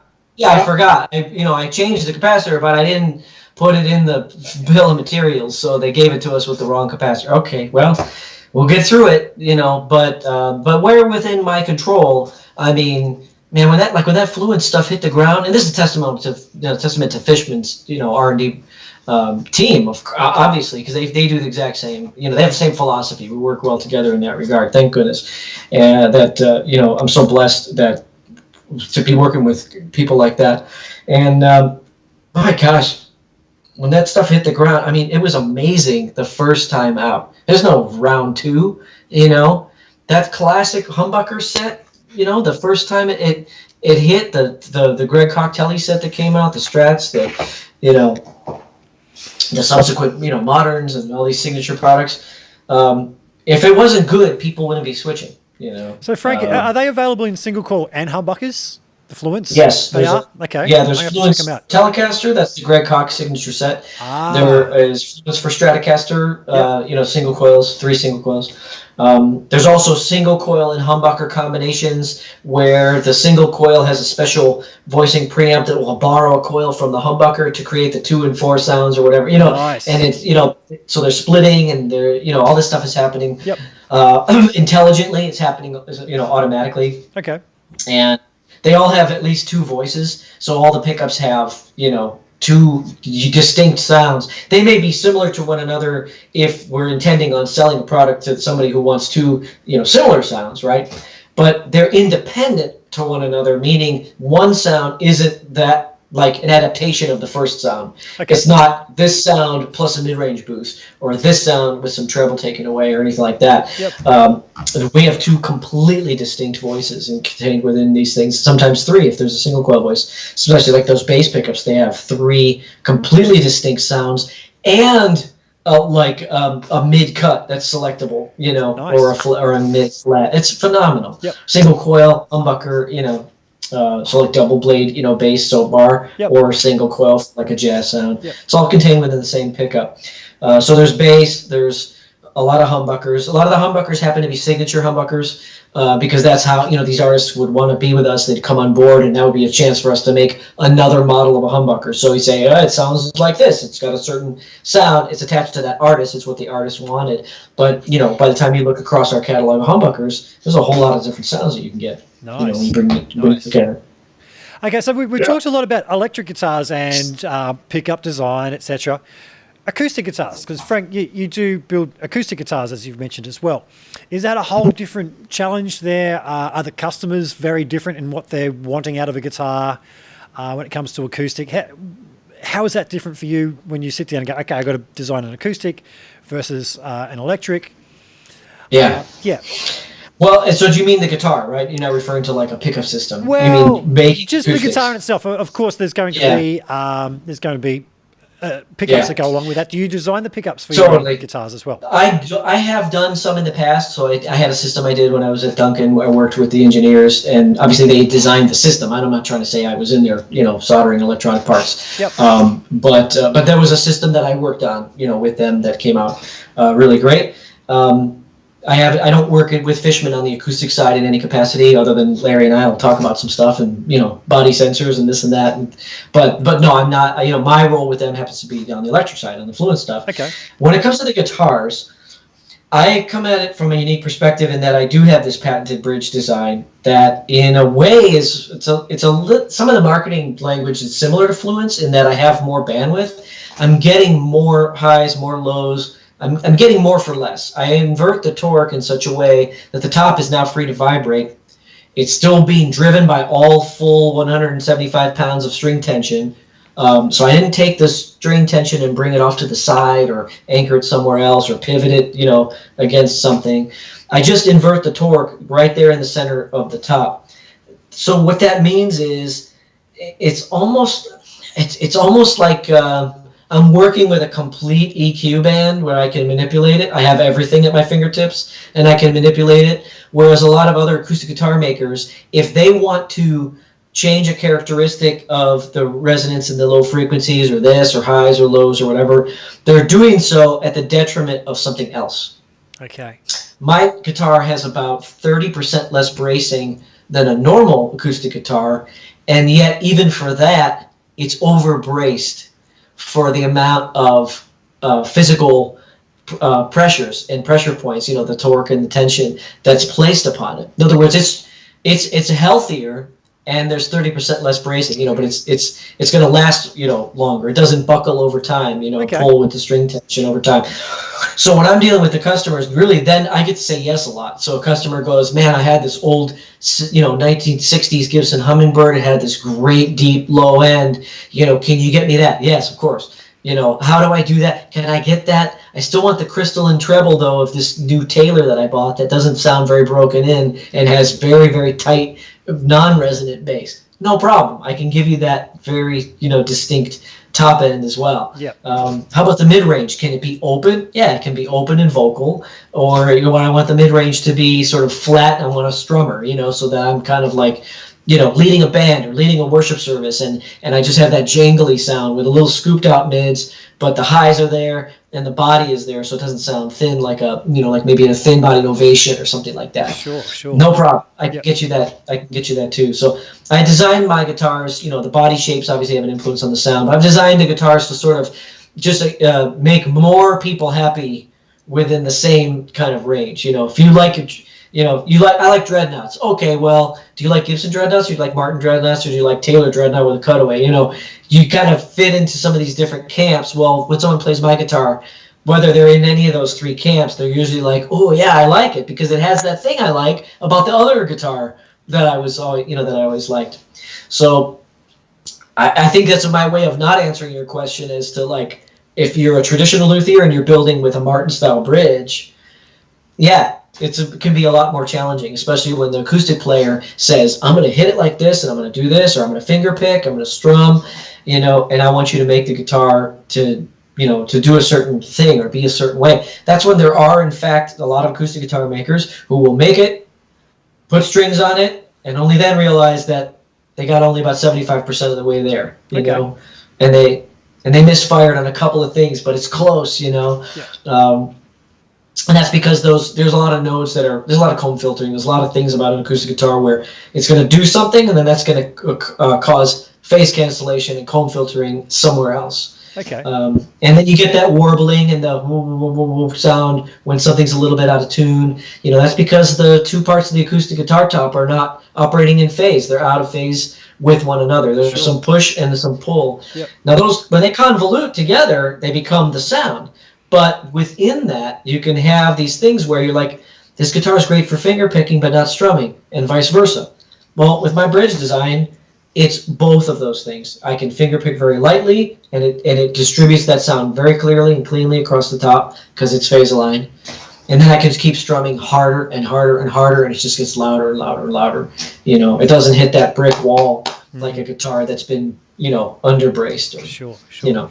Now, I've noticed when it comes to acoustic guitars, it's a very subjective thing as to what people like. I've got some friends who are out there, solo acoustic singer, just play, doing solo gigs. Yeah. And some of them like a really mid-rangey sound. I've noticed some of the Australian acoustic guitars here, like we've got Maton, Cole Clark.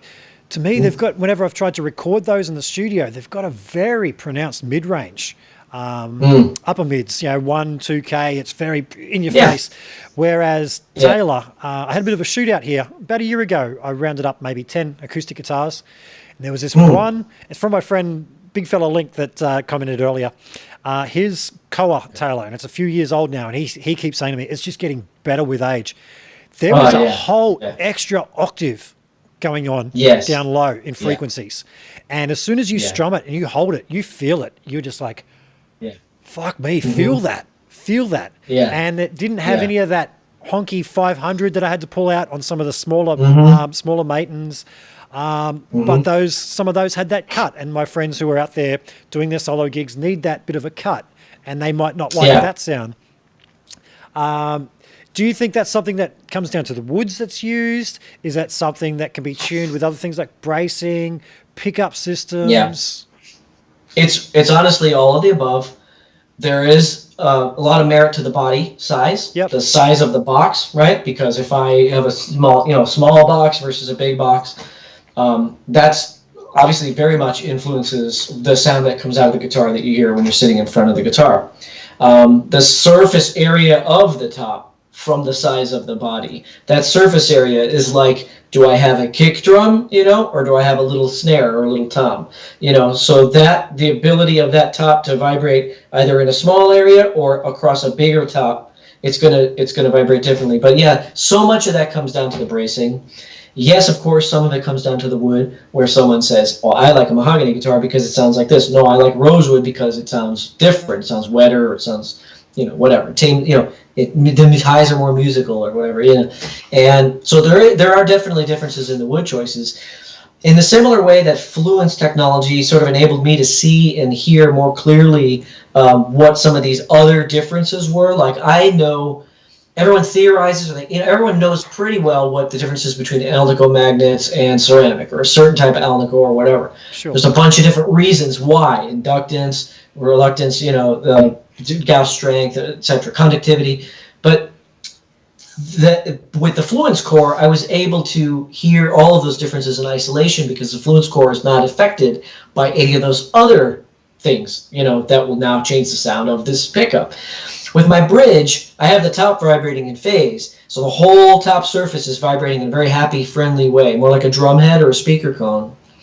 And so then, I'm able to hear, I feel like, I'm able to hear the difference between a mahogany back and sides and a rosewood back and sides a little bit more clearly. I mean that scientifically clearly. I don't mean, auditory or whatever. I'm able to understand it with a little bit greater detail because that delta, of all these other things like, oh man, well this box is just this size and the Helmholtz resonance of the box is this and it's woofy at 175 hertz, but it's, it's thin all of a sudden now at like 220, or whatever. And that's because you have there's comb filtering, there's a node there or whatever, wherever you place the mic, you put it in the wrong spot. You got the mic where 220 is basically getting killed, it's canceled out. Yep. My top doesn't do that, so I'm able to sort of listen to the box. So yes, the wood absolutely makes a difference. The brazing pattern is really important.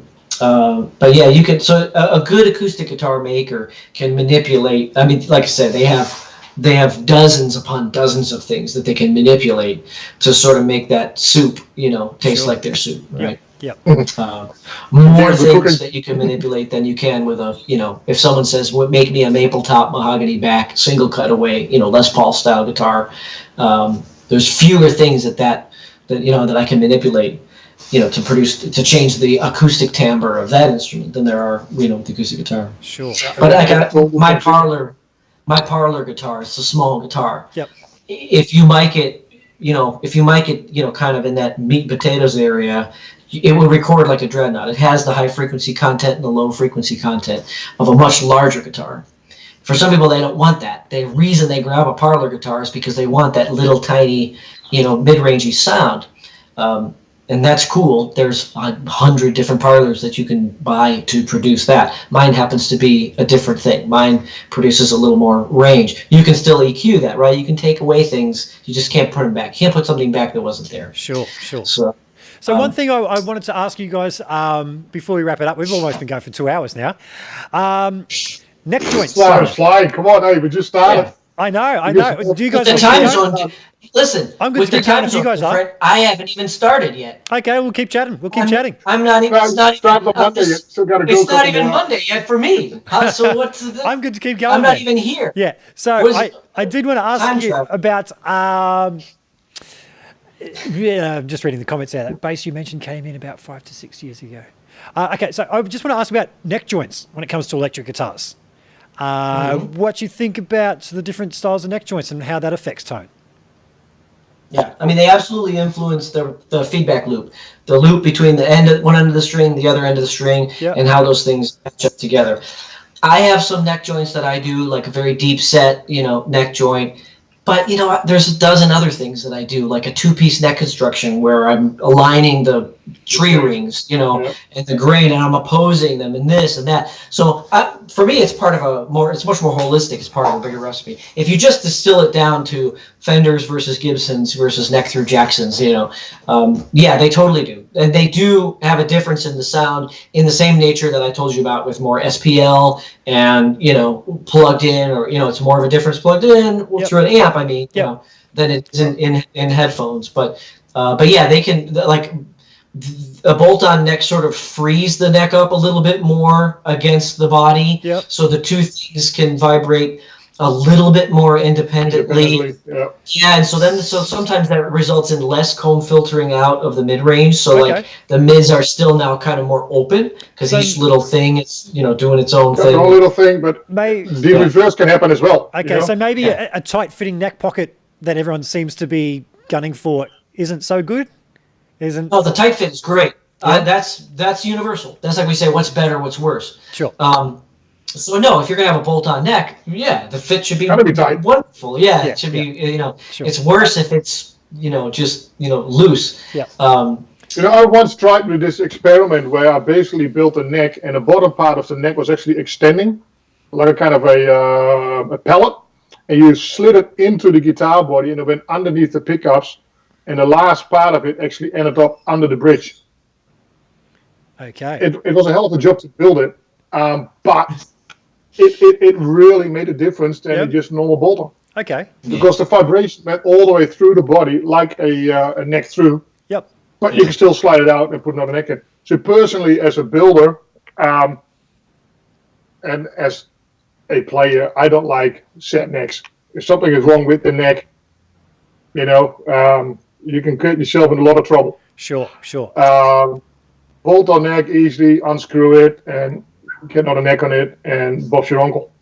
Now, I don't know if I'm making shit up in my head, but I just hear a bit more of a snap to the front end of a note on a bolt-on neck, just more of a bloom, that initial plosive transient. Yeah. Am I making that up in my head, or is that for real? No, not at all. And that's the right way to discuss it. Actually, is an ADSR, right? The attack decay, the envelope, the early envelope. That's the right. That's the nerdy way to talk about those things. And so, when you have, I know this is a poor analogy, but you drop a stone in the middle of a lake and it vibrates out, and then it comes back towards the center again, and it vibrates out and comes back towards the center. But I only use that analogy to say that, neck and body, they're behaving differently. You pluck a string, there's going to be that initial strong attack, and then that, like you said, that very early envelope where it starts to wiggle in and sort of get situated on a guitar where there's total congruency, like a set, very glued in set neck through. That attack it doesn't seem to spike as high. Yeah. And then settle in. It's a little bit more linear. Sure. So and it's more linear in that mid-range frequency area. I'll give you that as well. Okay. So like the attack, the actual pick scrape on a neck through guitar, for example, might actually be, depending on the guitar, depending on the construction, might be crisp. It might be like, wow, man, I really get that click, right on the front end of the string. But that mid-range that's, follows in that early envelope right after the initial attack is going to be completely different. Sure. Now, you mentioned AC/DC earlier on and doing some work on Angus's guitars to get the sounds. Yeah. That was the first big concert that I'd ever gone to see when I was like 12 years old. I had seen other smaller things younger. Yeah.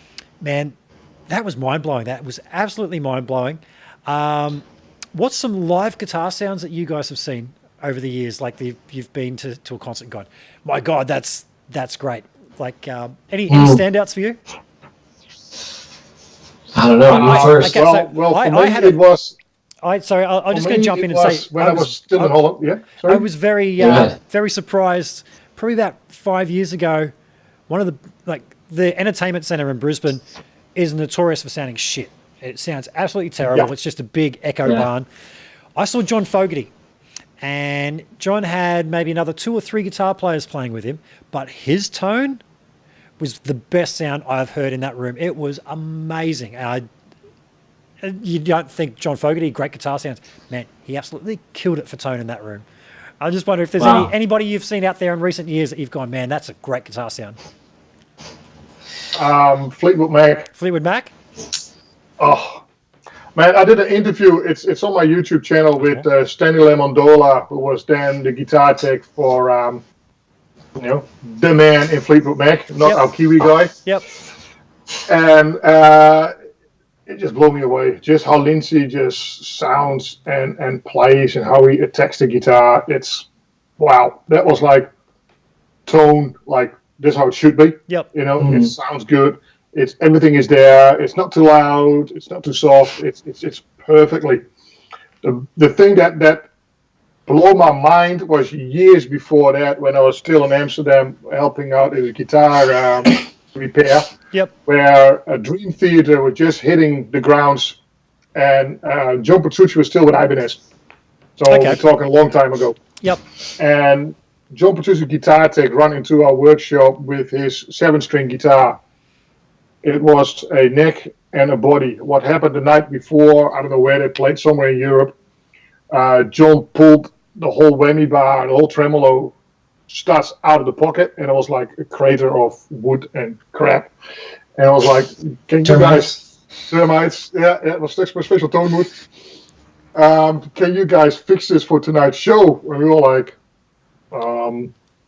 "We'll give it a crack."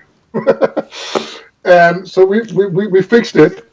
Don't know how, but we did it. And Danny and I both went to the arena where it was, handed the guitar over to the tech. It was just like on the right time, and it was like, right, will this last? And Petrucci went like, all right, I'm gonna fuck this bastard up, and it stayed in tune and played, and we were like, all right, we nailed it. That was like, okay, you fix this job on the fly. We're gonna go like.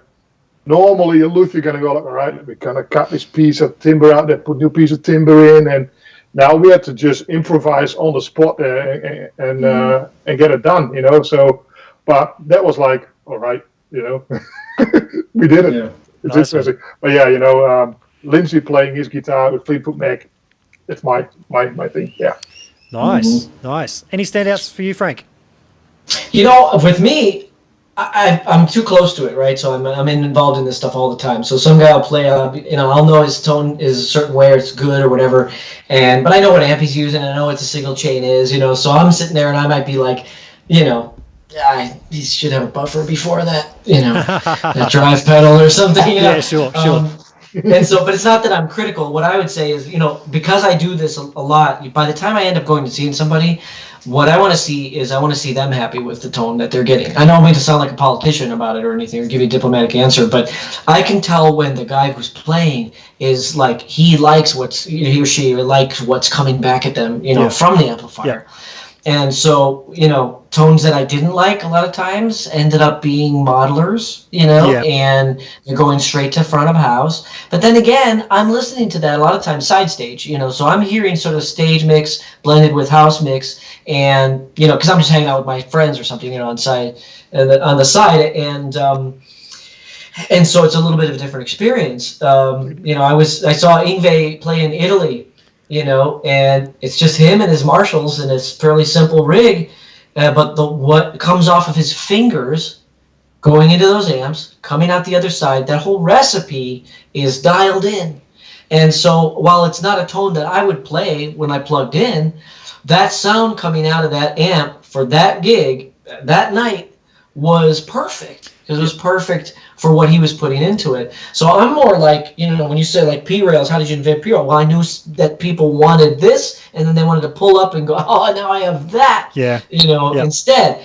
And so when some of my most enjoyable, most rewarding experiences have been going to a show, even if it's like a tone that I would never play through, where I'm not sitting there being like, oh man, I gotta buy one of those amps once this gig is over because that thing sounds amazing. That's just me personally. But my favorite experience is when I can see that person playing, and they're playing on the new pickups that we just finished, or they're playing on some other thing that we worked on, and they're into it. They're more into it than that night than you knew that what they were into it, the night before. So I don't know. It's I kind of have a different approach. And when it comes to tone, it's funny too, because I work on this stuff night and day, but I'll have a way better time at a gig with mediocre tone where everyone's having a good time and the musician is expressing themselves, than I will on, something else. I mean, I could watch Robert Randolph play, his pedal steel all the time. His tone on pedal steel is amazing, but he still might have like a scratchy fuzz tone. It's meaningless to me. And I'll play lap steel and stuff, so I can play with those sounds. It's meaningless to me if I were to throw a shoulder guitar on and go and play through that particular fuzz sound or something. That's not the sound I would pick, but his recipe is completely different. And it's making something that he likes to use. And so, when I go to gigs for live sound, I'm much more into like, is the band having a good time? Is the tone coming off of the player's finger? You brought up, sorry guys, just in the chat I've been told that your Skype volume is a lot louder than my mic over here. I think I fixed that, and somebody's just said it's better. Both of us, or just no, I can actually control it here. I was thinking, how do I make myself louder? I actually just turned down Skype, and I'm hoping I'm not distorting. Link, Bernie, can you tell me, am I distorting it all now, my voice? What, is it also Bernie? Yeah, Bernie's in there. Yeah, yeah, Unser Deutscher Bernie. yeah. Grüß So Gott, anyway, Bernie, wie geht's? guys, you brought up the thing of modeling. Now, yep, no, fine, great, thank you, guys. Modelers versus real amps, and I noticed the amount of people who are touring now with modelers, and it does not sound the same. It doesn't sound the same.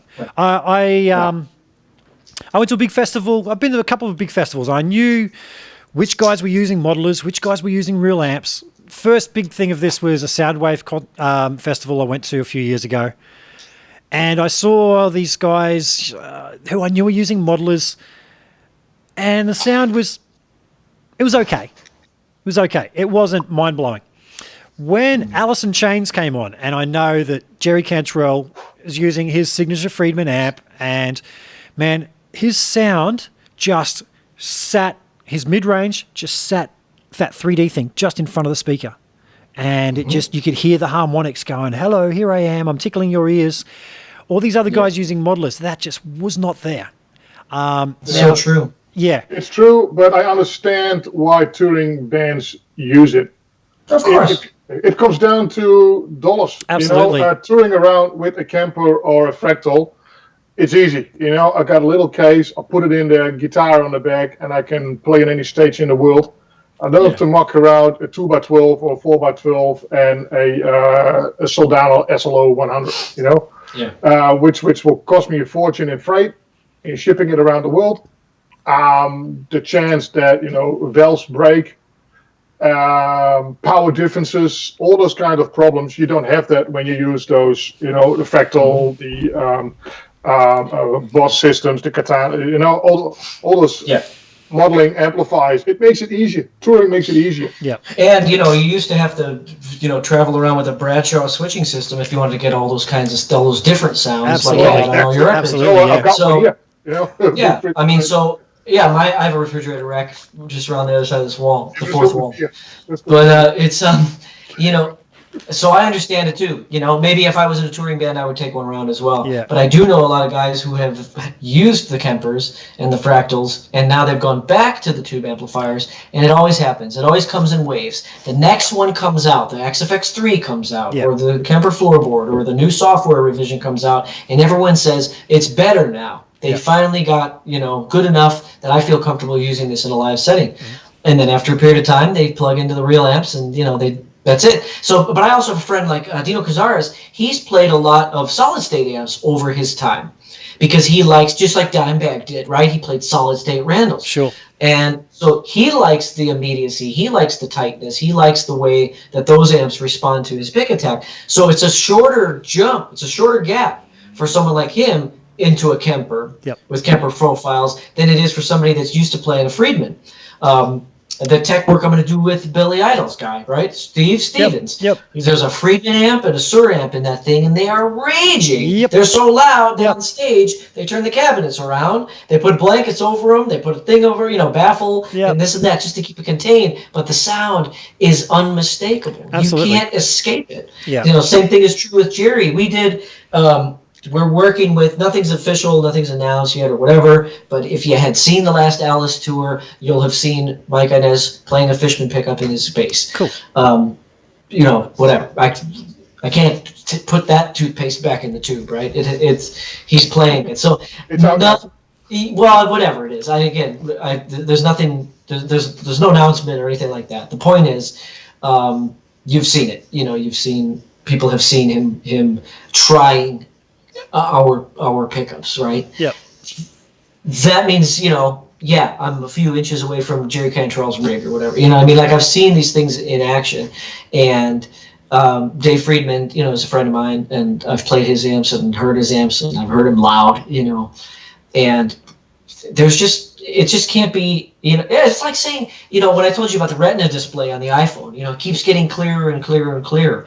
I don't care how clear it gets, it still is not the same as me standing in a room with you, talking to you. Yep. It's just, you can't do it. So the synthesis can get better and better and better and better, but the front to back, the actual, you know, pick attack where you're playing, going into the valve, you know, valve one of a gain circuit, I don't know if we'll ever get there, and I'm not pessimistic about it. Again, I love it. This morning I played through a Kemper, right? Yep. It sounds fine. Yep. And I made those profiles myself out of my gear Yep. that I have with my mics and whatever, So I like it. It sounds good to me.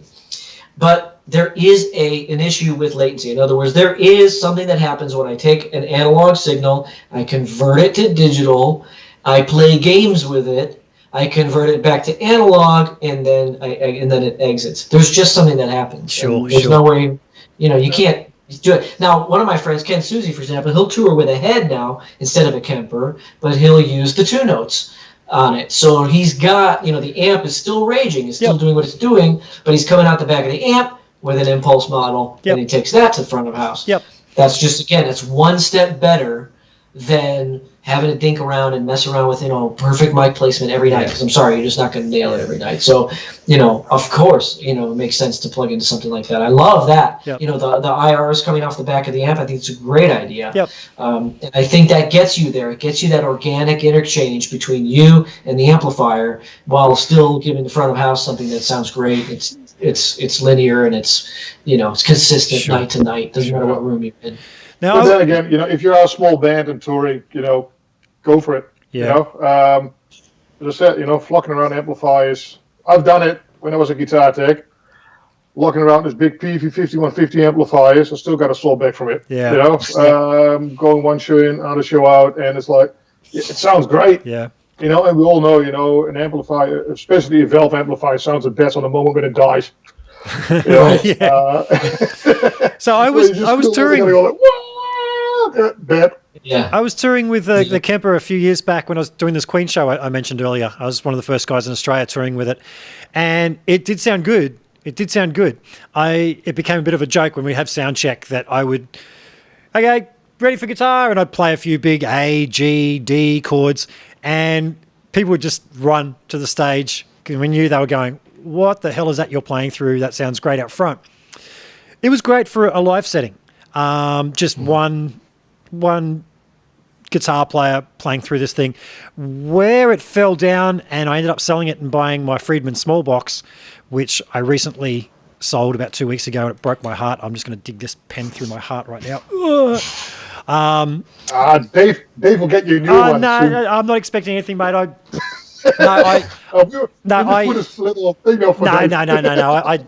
don't ask people for stuff, mate.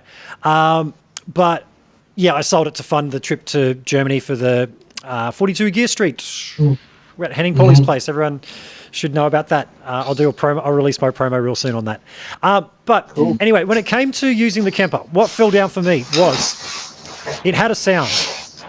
It had a sound. Now, when you've got 2,000 patches for this thing and you sit there and you start scrolling through them and they all start sounding the same to you, and we're talking radically different amplifiers. The 5150 compared to a Fender Twin still sort of sounded the same. There was something. So there was a common sound. Now, I did a band that I play in. I've never actually played on any of their records, but I mixed a record for them, and they'd been to see me live, and they went, dude, that thing you're playing through, we've just recorded the tracks direct to the computer. Can you run it through that thing? I'm like, yeah, I can do that. I mixed the album. They came back, and they went, that just doesn't sound like the other albums you've mixed for us, man. What gives? I'm like, well, I've always produced your other albums. I've made the selections of the sounds as we're going, and we used your amps. This time we're using a modeler. You've got 3 guys in the band playing guitar, all of who are double tracking their tracks. There's 6 tracks going. Of that sound, that common sound, there was a zzz element about it that just built up and built up and built up until it was just this wall of zzz.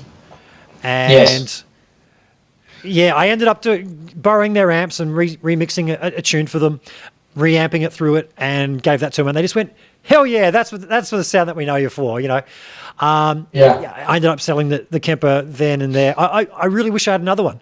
I'd still be using it, but I can't afford to have that and a Friedman and all this. But another thing that lets me down in those multi-effect units is the effects just aren't as good as an analog pedal. Now, I'm just going to run back here and grab a little toy of mine, which whenever I get a new modeler, an Axe Effects, I've had Axe Effects, I've had Helix, I've had, you name it. I've had them all. I'm just going to grab this little thing. Back here. Talk amongst yourselves while he's gone. Whoops. Hang on, I just turned on the wrong camera. I was supposed to turn on me, going back to grab this. Absolutely, yeah. You got to go up. You got to go higher. The camera's higher. No, it's not. Wait, you guys are seeing me up there. I've got another camera down here. Yeah. Okay. I can see that. Yeah, right. Yeah. So this analog chorus absolutely eats any of the modelers out there, and they all go, how thick this is. And I put this on, and I've done ABs when friends have been over who don't play guitar, and they just go, well, that thing there sounds better, doesn't it? Yeah, it just can't touch that. And I picked that up for like it can't be done. $50 in Japan or something about 10 years ago. It's capacitors and all that. You know, it's like, and I had this big scare about, I like my old reg gear. Yep. I collect it. I put it all in a rig, and then I've got my IGM, by Romanelli, switching, all of that. Yep. And I've got, the TC Electronic 2290 dynamic delay in there. And I've got all kinds of other delay pedals. You can't get that sound. Sure. And it's all analog. It's the best delay pedal. And it nearly died on me 3 weeks ago. Oh, really? Heart attack. Yeah. But after 30 years, the valve basically incinerated it. So they put new valve in it, and it brought back to life again. Wow. It's the same with the Eventide harmonizer that I've got in my rig. You can't get those sounds out of anything else. That's right. Yeah.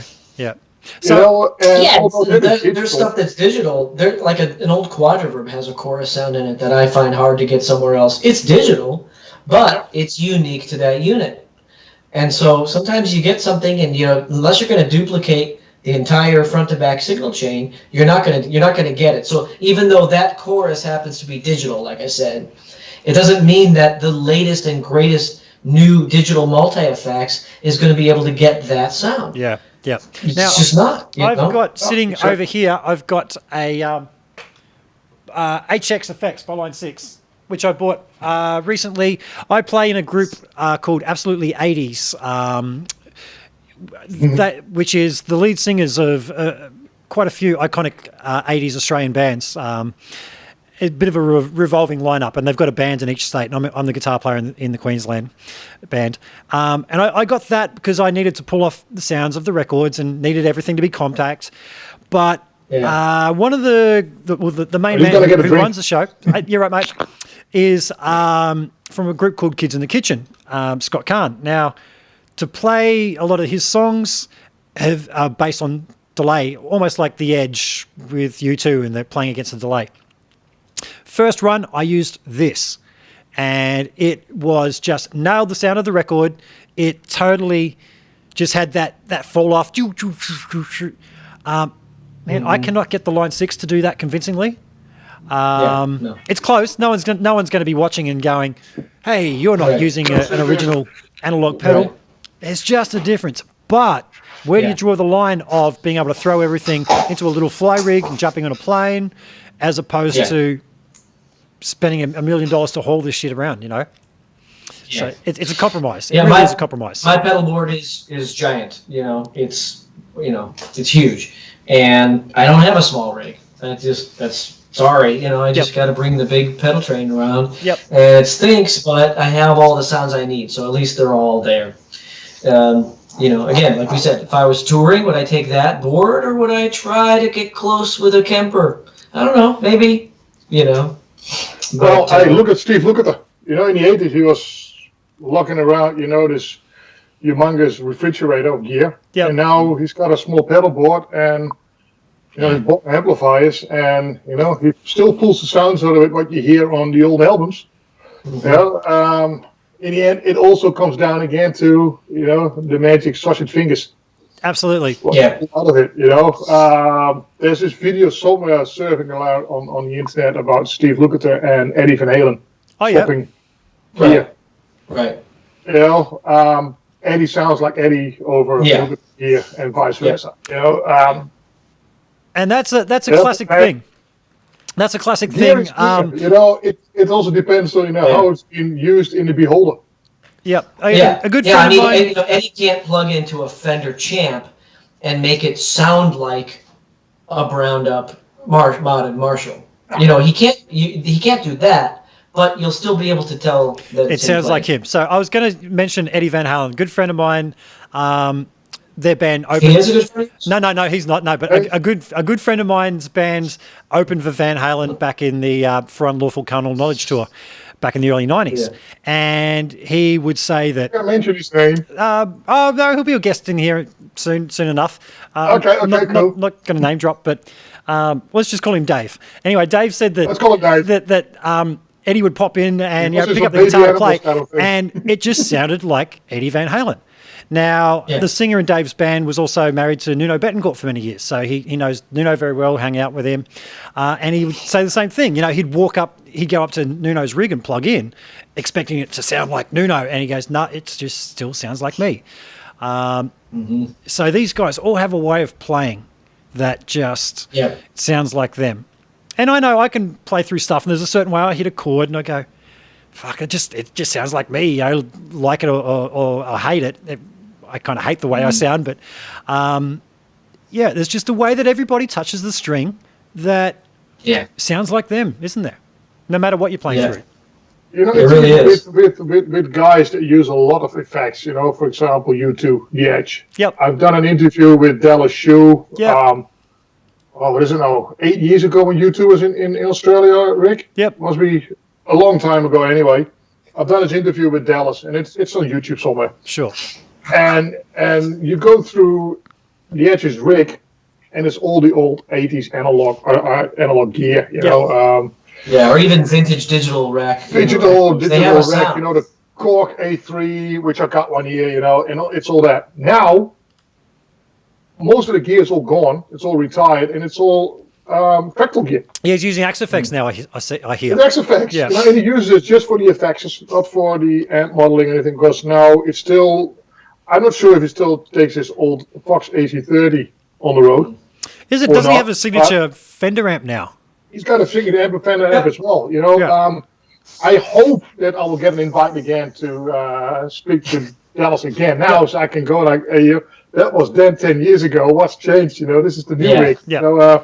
I sent an email out to YouTube management, but so far I haven't heard anything back yet. And I think they're going to be here in October. So if it happens like the last time, I got a phone call like the night before. This is Dallas speaking. Do you like to still come over for the interview? Like, yeah, right. This is not Dallas Shue, and it was. So yeah, let's hope. But Cool. it would be interesting just to see, that he went from all his analog old, Korg AG3 for his mysterious wave sound, for his delays and all that, all to the XFX now. And that's.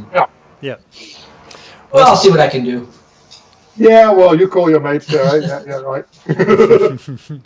Guys, I think maybe we should wrap it up. We could keep talking for hours and hours. We could always do this again another time, have a part two, because I doubt people are going to want to sit down and sit through hours and hours. Well, maybe they would. Next You never time, know. Next time, plug in that ADA into that power station. So yeah, when we were talking about earlier, we were talking about different amps. I was running my Friedman into that power station, and then into out of that into Pro Tools and using impulse responses for some guitar recording.